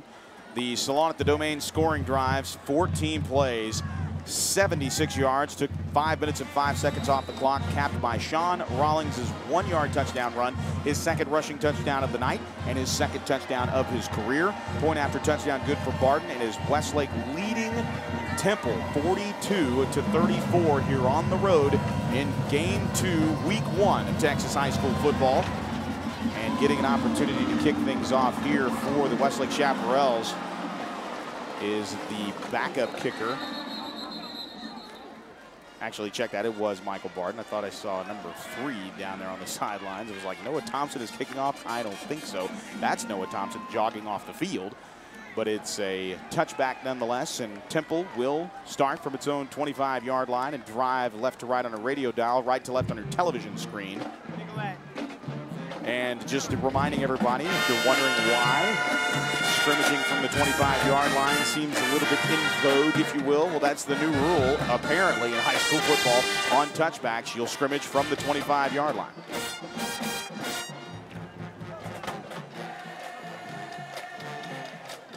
First down and 10. Temple with 4 wide receivers in the formation as they trail by 8. They swing it down to President. President catching the ball out of his hitch route here, moving just outside the left hash mark and inside the numbers as he makes his way down to the 36-yard line. And President shaking up as Abe Garcia, our sideline, reported after that touchdown grab in the 3rd quarter, and now he's a little bit shaky getting up after that catch. It's good for a first down and a pickup of 11 yards, and President jogging off the field. 2 wide receivers each way here, a lone back, and now Allen's going to run straight up the gut. He runs out of room. Mansour was there to get a hat on him, and then just traffic really swallowed up Zach Allen, and Michael Edwards coming out of the bottom of the pile as the front 7 really crashing down on Zach Allen. Minimal gain on the play. It's a gain of 2 officially. It'll be 2nd down and 8. Inside 8:40 to play in the ball game. 2 wide receivers each way. Trailing by 8 are the Temple Wildcats. Plenty of time now. Allen will retreat, run here to the near sideline. Allen shakes off one tackler, fires towards the sideline to throw it away. And now one of the coaches here on the near side yelling at the referee for extracurricular activity here on the sideline near the Temple bench. Michael Edwards comes up along with Bennett Huddleston as making the hit on Allen as he released the ball was Edwards, and coaching staff livid that no flag was thrown there. But we have not seen the flag come out quite a bit on a couple of plays that you would think the flags would fly. So the officials tonight keeping the yellow hanky in their back pocket. 3rd down and 8, and a big 3rd down play here for Temple with 8.5 to play in the ball game. 2 wide receivers each way, a back on his right, and Zach Allen throws to his left and has a man, but it is overthrown. Carson Spencer was eyeing the ball. The receiver on the far sideline was Jeremy Hemphill, and Hemphill had a step on Spencer, but it looked like Spencer was playing the ball, waiting for it to come down. And it's 4th down and a decision time here for Temple with the ball marked right around their own 38-yard line along the left hash. Huddleston looking to the sideline for the play. Man-to-man coverage on the 3 wide receivers here to the near side right, 1 to the far side left. 3 down linemen here for Westlake as they align to the left defensively here on 4th down. Allen firing to the far side. That pass is caught at the 48-yard line, and it is good for a first down. So the chains move again, and a good pass there from Zach Allen to the far sideline as that pass is complete. We get a good look at the replay. Time is what Zach Allen had there, and he just rips that ball in there. And a good catch on the other end for the first down. Right at midfield. 3 wide receivers to the near side right, 1 to the far side left. And a handoff to Keith Bull up the middle. Bull into Westlake territory, down to the 47-yard line before he's driven backwards by Jacob Mansour, along with Michael Edwards. Even Tate Shaw getting into the action there on the near side. And Shaw actually lost his helmet. 2nd time Tate has lost his helmet in this football game, but right now that was just a huge 4th down conversion for Temple, and they keep the drive going. But a great pass on that 4th down too by Zach Allen. He's been extremely hot here in the 2nd half. Yeah, so far that is the play on offense here in the 4th quarter that's really kept things alive here for Temple, converting on that 4th and 8. And the play action pass here, and now Allen running out of room. He'll elaborate here at the 40 to the 35, inside the 30, down to the 25-yard line before he's corralled just outside the red zone at the 22-yard line. So a huge pickup of 25 yards on the scamper by Zach Allen. Once again, it's a product of covered receivers downfield, John, and really just an elaboration, really Zach Allen just making something out of nothing. Yeah, it's making two guys miss in the backfield, and you know, when guys miss and they're falling down as they're missing, they're out of the play, and Zach Allen took advantage. 1st and 10 from the 21-yard line. The handoff goes to Keith Bull. He runs out of real estate, but then he gets loose inside the 15 to the 10 to the 5 at the goal line, and somehow shakes off 3 would-be tacklers inside the 10-yard line, and Keith Bull with a huge rush right up the middle from 21 yards out. Bull into the end zone, touchdown Temple. Coach Allman ran before Bull was even into the end zone. Allman was out nearly to the hash marks, and now he's all the way down to the goal line talking to the official. You know, we have to be fair, but they missed a huge holding penalty on the outside, and Allman is all over the head referee right now for missing that call. It was very obvious from up here. You saw the defensive end, the outside linebacker, trying to get away from the blocker, trying to get his outside shoulder free, and you could just see him not even being able to move with the arm of the tackle on the outside of his back. So a big missed call there, a big mistake there by the officials. Yeah, and you can see on our television coverage, you'll be able to watch it. In fact, a smattering of boos, if you will, on the replay on the Jumbotron here at Wildcat Stadium coming from the Westlake side. And let's make a point here that Darren Allman has every right to argue his point from the far sideline to the officials, and it's as much to the chagrins of the Temple fans. If that call was on the other side, you would definitely hear the smattering of boos from the Wildcat side. But now it's a 42-40 game and a 2-point conversion try as Healy goes in motion. Keeping it is Allen, rolling right, still looking, has a man, and it is caught for the 2-point conversion, the second of the game, and it is complete. And a nice grab there in the end zone by Marquise Cooks. And Cooks, with that catch, has tied the ball game at 42. We'll be right back. Final 7:15 to go here in the 4th quarter from Wildcat Stadium. This is Westlake football. On game days, you see me running out here with close to 100 other people. It's a team effort. It takes all of us to make UT football a success. It's a lot like you and your finances. You need to surround yourself with the best people in the business. That's where University Federal Credit Union comes in. The UFCU team works hard to make sure your financial game plan is always in shape. University of Texas Athletics and University Federal. So close, we share the same name.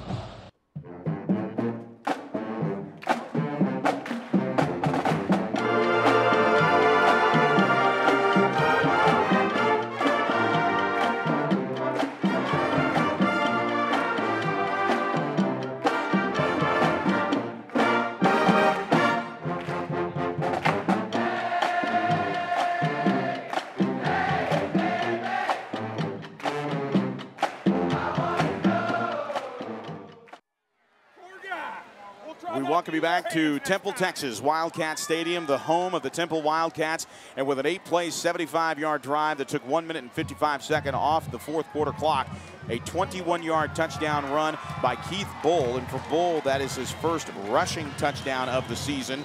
He had a receiving touchdown earlier in the ball game, but 8 plays and 75 yards, a 2-point conversion good from Zach Allen to Marquise Cooks has tied the ball game at 42.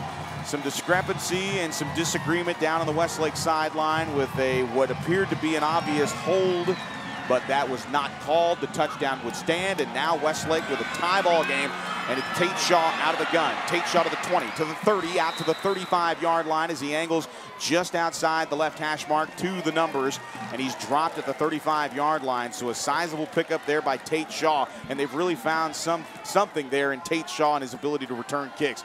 While Bryce Dozal, he may not be, very good return skills here for Tate Shaw. Yeah, Tate Shaw definitely has a bit of explosiveness to him, as does Sean Rawlings. We've seen him return some kicks as well. So a lot of speed and athleticism on this Westlake team, but tied at 42 here. 7 minutes left. The last drive for Westlake, 14 plays. So if you can get a long, sustaining drive here and get in the end zone, obviously, would be a huge drive for Westlake. Mismatch on defense here with man-on-man coverage on Brandon Box. It's a heel. Wilson, about 5'8", 3 inches does Brandon Box have on him. About 5'11", maybe 6 feet. And they swing it out to Harrison Lyons. Just a quick hitch route on the far sideline, just outside the numbers. And it's caught by Harrison Lyons at the 38-yard line. Back nose of the football grazing that 39-yard line for a pickup of 4 yards on the play. And it'll be 2nd down and 6. Yeah, these corners are playing so soft that those short routes, those hitch routes, those short out routes have been really open all night long, and really it's been that way for both teams and both quarterbacks, and they've been able to take advantage. 2nd down and 6 with a back on either side of Sievert. 2 wide receivers here to the near side left, 1 to the far side right as you listen on your radio dial. It's a quarterback keeper. Sievert will keep it across the 41 to the 42-yard line as he lowers his shoulder in that big 6'4" frame. He gets up off the turf and picks up roughly 3 yards on the play, so it's going to be 3rd down and what appears to be either way you call it, a short 3 or a long 2, but the ball right in the middle of the hash marks here as Westlake will have a 3rd down and 3. Tied at 42 with 6:35 to play in the ball game. It has been an electric football game tonight here from Wildcat Stadium with both teams trading touchdowns in the 3rd quarter. Temple with the edge here in the 4th. With the 8 points scored, and now Jordan Sievert sees the play clock winding down inside 2 seconds, and he wisely calls timeout, and he's palms up looking at his offensive coordinator, Jeff Rhodes, wondering what the play was going to be. But Westlake with 2 timeouts,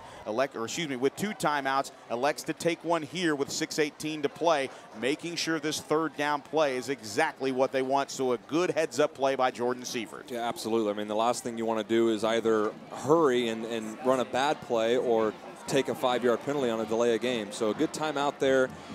Regather yourself. This is a huge play in this football game at 3rd and 3 from your own 42. If you don't get this, I mean, you got to punt the football. So you don't want to give the ball back to the Temple offense with a tie game.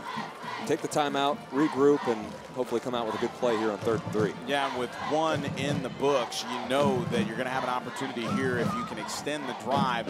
At some point in time when the clock starts moving inside 3 minutes to play, forcing the hand is Darren Allman of Mike Spradlin, as he will actually have to call timeouts late in the game should Westlake extend this drive and at least put points on the board. And one thing to remember, even though Michael Barden has been unsuccessful in field goal tries, he's 0 of 3. Think about where he's kicked it from.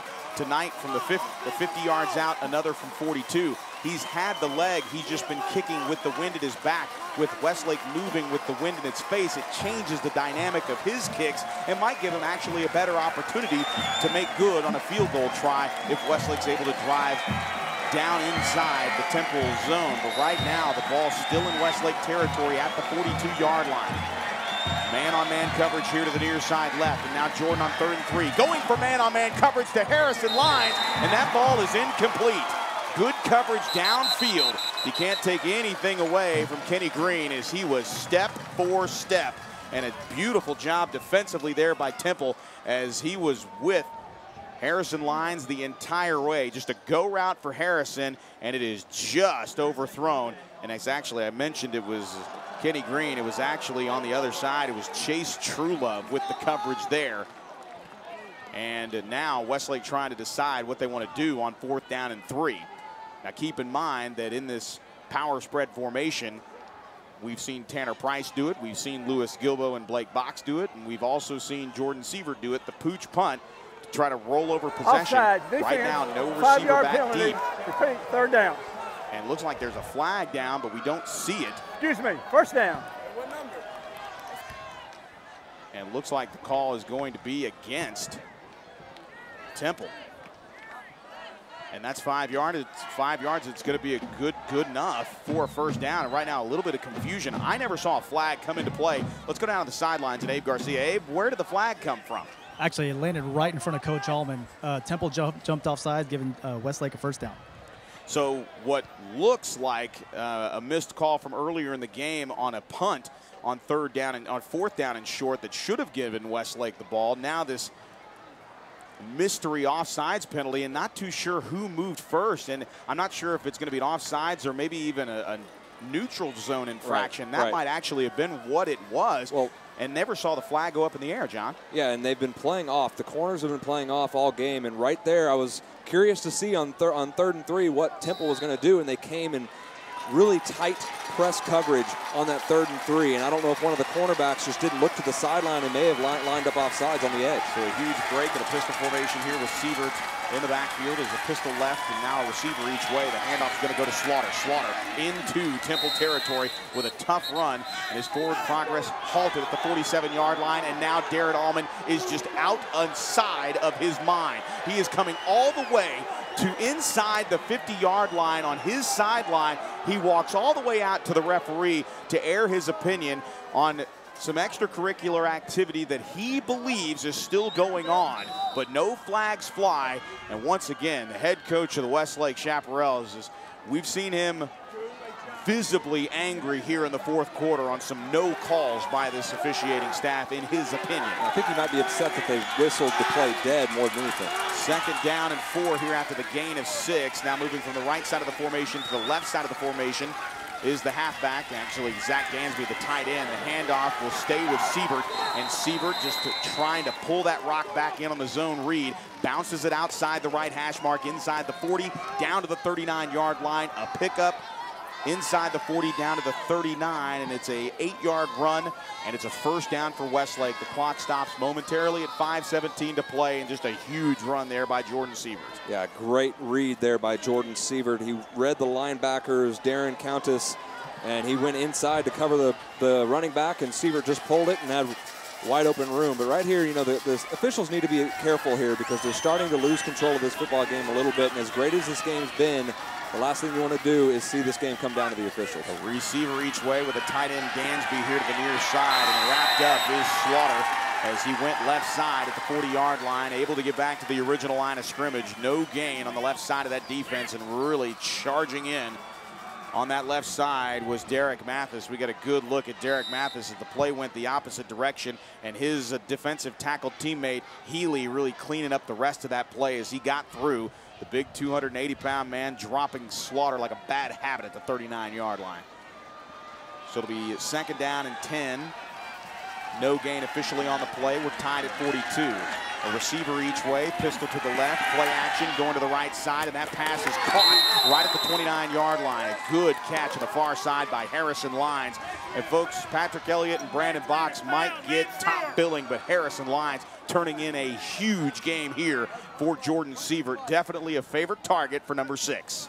Yeah, and Jordan Sievert is playing a much better second half. I mean, it's night and day the way he's throwing the football and the timing on those out routes and those hitch routes. Really playing a solid second half, and both quarterbacks playing very well in this second half, and that's why it's such a tight ball game. It's a 9-yard pickup, so it's 3rd down and 1. The ball just inside the 30-yard line. Going in motion is Slaughter on the wild chap, and the handoff goes to the fullback, and it's very close to a 1st down just inside the 30-yard line, but we're talking about inches here on 3rd down, so they loaded up with the wild chap and the inside handoff. Going to be a little short. Yeah, it is going to be short, and they had actually Jacob Mansour and Noah Thompson in there, the beefy linebacker unit in on offense. And they had Rawlings take the snap from under center there, which is rare for this Westlake offense. So here's a huge play on defense with 3:35 to play. Bigger play on offense on 4th down and inches. The Chaps need the 29-yard line. They're at the 29.5-yard line. Pistol right, a receiver each way. And the handoff on the zone read, and Jordan's going to bounce it outside to the 30-yard line. It dives to the 29, and he is very close to a 1st down. And it is because he is 6'4" that he most likely has the opportunity. The clock will stop, courtesy of the officials, and it is very close. And Darren Allman, you can hear him barking on the sidelines on our referee mic. The officials trying to find out where Jordan Sievert went down. The ball came out at the end of the play after he was down. And inside the 29-yard line, and it is very close to a 1st down. And it looks like from our vantage point up here, John, they're going to measure, but it looks like a futile effort here as the ball looks clearly beyond that 1st down marker. But no, it is about an inch short, maybe less. And no doubt Darren Allman is arguing the spot of the ball, but nonetheless, we go down to the sidelines and Abe Garcia. Abe, how close was it? Joe, it's pandemonium down here. That spot is not a very favorable one for Westlake. Jordan Seaver clearly got over there a little bit in front of that where the referee spot that ball. Temple's got the ball back with a chance to win this game. Yeah, tied at 42 with 3:15 to play. 4th and inches with the 6'4" quarterback. You got to take your chances there. A little busted play early on, John, but 6'4", they're counting where his knee hit, say the officials, not where the ball is, and that's really the reason for the spot. Unfavorable for Westlake, favorable for Temple, but turned away on downs nonetheless. But on the replay, I got to say, I actually agree with the spot. The knees went down very quickly on that play, and I think it was a good spot. So with a chance to take the lead here, and a handoff going to Keith Bull. Bull trying to muscle his way to the 31-yard line, and he does successfully to the 32, taking over for the injured Galen Sanders. And he's really done a heck of a job, including that 21-yard touchdown run that ultimately would lead to the 2-point conversion that tied this ball game at 42 with 2:50 to play. On 2nd down and 7 after the gain of 3. Allen looking downfield, has a man, and it's caught by President. President with the catch inside the 35-yard line. Derek Cohen saving a touchdown grab there as there was nobody behind Chad President as the sophomore hands in another brilliant catch inside the 34-yard line. A pickup of 34 yards on the strike from Zach Allen. And once again, Temple in the driver's seat here on offense with 2 wide receivers to the far side left, 1 here to the near side right. Arizmendi lining up as a tight end on 1st down and 10. The handoff will go to Bull. Bull straight up the middle inside the 30, down to the 29-yard line to the 28, and he's finally brought down as his forward progress is stopped at the 27-yard line. A nice pickup of almost 6 yards on the play, and it'll be 2nd down and 4 here for Temple, who now have their offensive wheels underneath them. Well, if you're Temple here, you're no doubt thinking touchdown. You do not want to send the field goal unit out onto the football field. And now 2nd down and 3. And the quick pitch, or excuse me, Zach Allen just trying to flushed out of the pocket here, makes his way to the left side of the formation there as he really attacked that left side. Tried to move the ball forward, but no gain officially on the play. 3rd down and 3 here, and a huge 2 downs for the Westlake Chaparrals. No doubt 4th down in play here for Temple to try to go 3 yards. 2 wide receivers here to the near side right, 1 to the far side left. Bull flanking him on play action. They swing it here to President. President with a huge hit at the 36-yard, or the 26-yard line, excuse me, and a great play by Dalton Brown. Closing speed by Dalton Brown, and Michael Edwards there to join him as well. As a great job by Karsten Hood. As we get a look at the replay here, just a play action handoff to Bull. Everybody expecting to see the handoff, and it was a quick pitch over towards President, but President no gain on the play, and it's 4th down and 3. Here's Temple. Play action, plenty of time, and now retreating it to the near side to the 25, inside the 23-yard line to the 22-yard line, and he's out of bounds at the 21, 2 yards beyond the sticks, and it's 1st down and 10 just outside the red zone for Temple. So once again, the feat of Zach Allen picking up the 1st down and moving the chains with 51 seconds to play in the ballgame. And those 2 timeouts that Westlake has burned in this half loom large right now with just 51 seconds left. So not a lot of time if Westlake's able to get this ball back in regulation. 1st down and 10. 2 wide receivers to the far side left. A little early movement. They're going to the corner of the end zone. Lofted up, but it's incomplete. Intended downfield for Marquise Cooks, the man that caught the game-tying 2-point conversion. Step for step with him is Bennett Huddleston, and Huddleston there with the coverage, and it's incomplete. 46 seconds and the clock stops here in the 4th quarter with a tie ball game at 42 all. 2 wide receivers will line up to the far side left. It's Cooks and Healy. Here to the near side right is President. Man-on-man coverage as he signals to his quarterback, and now the zone read with the handoff will go to the near sideline. At the 10, at the 5, at the goal line, touchdown. Touchdown from 21 yards out. Scoring on the play. Just an incredible run there at the end of the play We thought maybe we might see flags fly. We get a good look at the replay, and for the second time in this quarter, that's a hold. Keith Bull rumbles his way into the end zone from 21 yards out. And again, the coaching staff for Westlake wondering how in the world anyone could miss a holding call. But nonetheless, if it's not a flag, it's not a flag until the officials throw it. The snap is down, the kick is up, and the kick is, for the first time tonight, good. Or I should say the second time tonight. And with that, with 39 seconds remaining in the ballgame, Temple with a 7-point lead, 49-42. There will be controversy at the end of this ballgame when it comes to Westlake's perspective on the two 21-yard touchdown runs in the fourth quarter by Keith Bull. Both of those 21-yard touchdown runs in the fourth quarter, questionable calls or no calls, if you will, as holding clearly the case. We get the benefit of the replay, the officials do not. Clearly, when the officials go back and grade themselves out, no doubt their supervisors will see how in the world do you miss holding calls that blatant. And we're not dogging the referees. Those calls, from our perspective, we're journalists here, John. We know what we see. We've been calling football games for a long time. You for 8 years, me for 13. We know holding when we see it. Yeah. We're not coaches, but we can see clearly a holding call. Now, the argument there is subjective calls. It hasn't been called all night, so why would it be called with 39 seconds remaining in the ballgame? Well, I mean, it was obvious live. I mean, we don't even need the replay. You got to make the call. It's on the point of attack. It's on the edge, and you have an outside linebacker trying to keep contained, trying to keep that outside shoulder free. And both times, you just see the tugging of the offensive lineman, keeping the outside linebacker of Westlake from getting to the outside and making the play. Both times, the Westlake defender was in position to make the play. Just an obvious hold.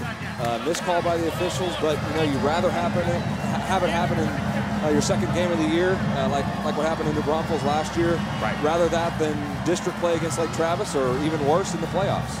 So Pritchard on for the ensuing kickoff. It'll be a short one. It'll be fielded right around the 5-yard line and taken by Ben Slaughter for the 15, 20, 25, 30. Slaughter into the open field. Now they call it. Now they call into play. And a flag comes in from the back judge here at the Temple 40-yard line. And the flag comes all the way in from the Temple 40-yard line, and it's thrown to the Westlake 38. So a good return out to the 41-yard line by Ben Slaughter is no doubt going to come back. And much to the chagrins of the Westlake faithful who made the 65-mile drive north of the Westlake Chaparral campus, it is going to be against Westlake. So again, it's going to come back. Not so favorable field position here. 29 seconds remaining in the ball game. Westlake trailing by 7. Yeah, not only was the flow of the return going to the far side of the field, the referee that threw the flag was on the near side of the field at around the 35 or 40-yard line. He was probably about 40 yards, maybe, from the hold call. 10-yard penalty. There's other officials in that area. I just, it is what it is. It is what it is at this point, and that's all you can really say. So with that, the ball will be marked and spotted inside the 35-yard line as they'll march it back and they'll place it just inside the 27-yard line. So 73 yards in front of Jordan Siebert and the Westlake offense with 29 seconds and 1 timeout. Siebert looking with time, will step up, rolling right, fires to the right side of the field, and that pass is in and out of the hands of Patrick Elliott, who was hit before the ball got there.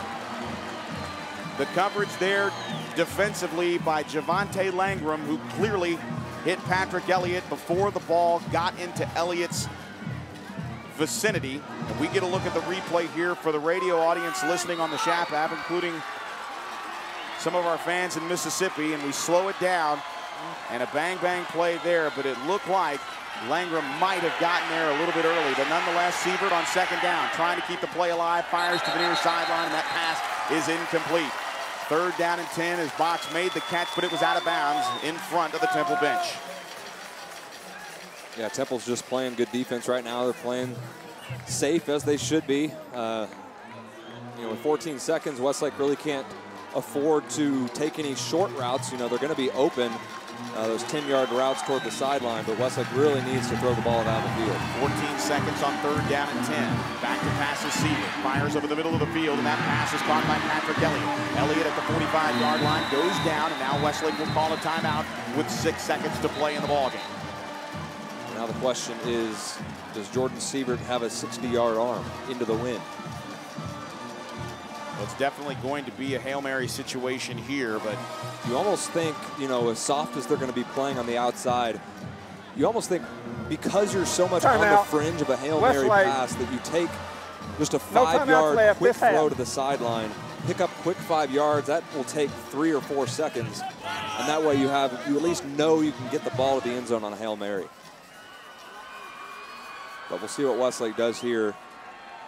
You know, at the end of the day, Temple, you got to give the credit to Temple. Temple has really played an outstanding football game on offense. You know, Westlake's played a great game too, and you can't talk too much about the officials after the game because both teams have just played so well, and it's been such a great game, and you got to give credit to Temple.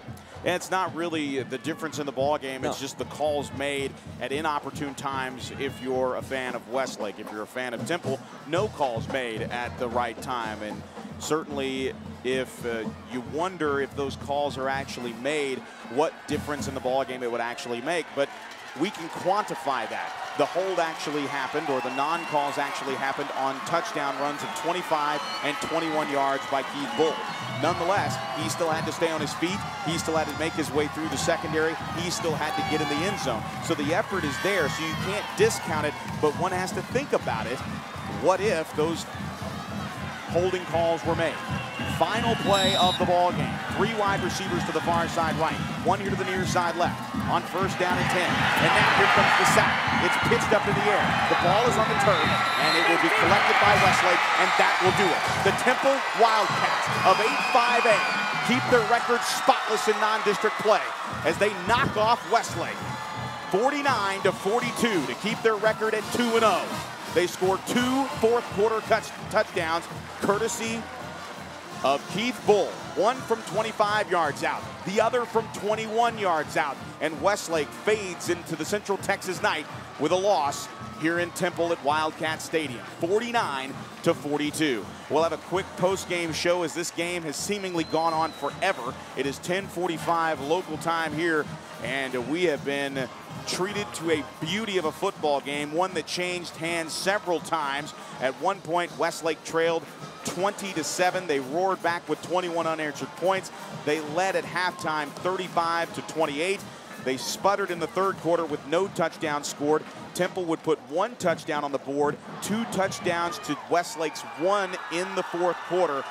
And win the quarter is one of the goals posted in the locker room for the Westlake Chaparrals. And unfortunately for the Chaps, with those 2 touchdown runs by Keith Bull, they did not win the 4th quarter. And really, that's the difference in the ballgame. Yeah, and the 2 key plays, you just go to the 4th down plays on the respective final drives for each team. And Westlake on a 4th and inches. First, they had a 3rd and short, and then on 4th and short, didn't pick up the 1st down. I think it was a good spot by the officials on that play. And then Temple on 4th down as well, picking it up. So Temple made the plays when they had to, and they get the credit for the win here in a really good play, well-played football game by both teams. You got to give a lot of credit to both teams, and it's a learning experience for Westlake going on to the rest of the season. If you go back to 2009, lost a couple non-district games, and then in October had that loss to Bastrop, which was by no means a pretty game by Westlake. And teams improve throughout the season, and Westlake has the talent, and we expect to see some improvement as we head on through the regular season. We do indeed, and of course, Darren Allman right now talking to his ball club. We get the imagery here about what a team has to go through. And as high as the accolades were in week 1 for the defense, as much hype surrounds Jordan Sievert before the Cedar Park game, you have to remember that the best 2 players in Keith Middleton and Nathan Harwell for Cedar Park, 1,800 yards of 2011 offense for the brilliant regional finalist in Region 4, 4A, for Cedar Park did not play in last week's ball game. The defense looked amazingly well. They got a chance to really flex their muscle and show what they do well and put Cedar Park in a position to do things that they just don't do well, which is throw the ball. Tonight, that defense rattled early. They gave up 20 first quarter points. The offense would roar back. The special teams would get 2 touchdowns on the board. 14 of the 42 points belong to the special teams, and really when you think about it, you have to credit 21 points of the 42. So half of the point total tonight are plays either made by the special teams or the special team play, like the blocked punt by Aidman and the recovery by Brandon Irick to set up shop inside the 20-yard line for the Chaparral offense in the second quarter that really started the ball rolling. So when you have 21 of 42 points really made by the special teams, you're not in that bad of a situation. The bottom line is you had to make plays on defense. You didn't make them. You can make the excuses all day long that the officials didn't necessarily call the game, really left the – and you have to be honest here, and you have to be fair on the other side of the ball. While the opinion – might be that the officials missed calls on offense, clearly some holding penalties can be questioned nonetheless, but what you have to look at is those flags stayed in their back pockets when Westlake was on defense as well. So if there were holding penalties, we saw that penalties were not called for Temple when they were on offense or on defense. So we've seen some phantom movement before the snap. We saw some offsides penalties that were let go. The bottom line is the officials decided tonight to let these kids play no matter what. And you had to be careful before the game got out of hand. But at the end of the day, this is something that you're going to have to go through. And I think Darren Allman is really educating his team and guiding his team in that regard. Guys, look, we come on the road. It's 42 to 42. We had an opportunity to win the game, and we did not do it. You have to go through this at some time or another. It's a journey, and that's exactly what he preaches to his team week in and week out. We are down on the sidelines now. We are closing out the television portion of this particular broadcast and searching for Abe Garcia, and it looks like Abe is still waiting for head coach Darren Allman to come over and give us his post-game thoughts. And I know Abe patiently awaiting there by the parabolic microphone as the school song echoed here in the far sideline of Wildcat Stadium. A 49 to 42 victory for Temple here at home to keep their record at 2-0. Westlake falls to 1-1. And now Darren Allman jogging over towards Abe Garcia. We send it down to the sidelines with post-game thoughts of head coach of the Westlake Chaparrals, Darren Allman. Thanks, Joe. Coach, hard-fought game today, came a little bit short. Just like last year, we went to New Braunfels, had a loss, and you guys regrouped and won the district title. What do you tell your team? Yeah, that's right. And New Braunfels was a miserable night for us the way that ended last year, and I think this will be the same thing. It's kind of an eye-opener for some people, especially these guys that hadn't been through things like that, to understand what it's like to be in those close games and fight through some adversity and and have to win at the end. And then you understand too that you got to make plays at the end too and overcome some obstacles that may be above their team. And I'm not going to say anything else about that, but it was that's a good football team, and there's we've got nothing to be ashamed of. We knew we had a lot of things to improve from last week. We beat a good team last week, but we didn't do it in style really. We had a lot of mistakes, and especially offensively.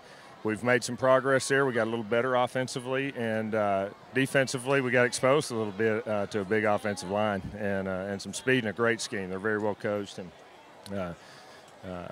good football game, just like we knew it was going to be. And we'll be back. We'll have another good football game next week. So that's why we've got this schedule. We'll grow a whole lot in these next few weeks until we get to district play. Thanks, Coach. See you next week.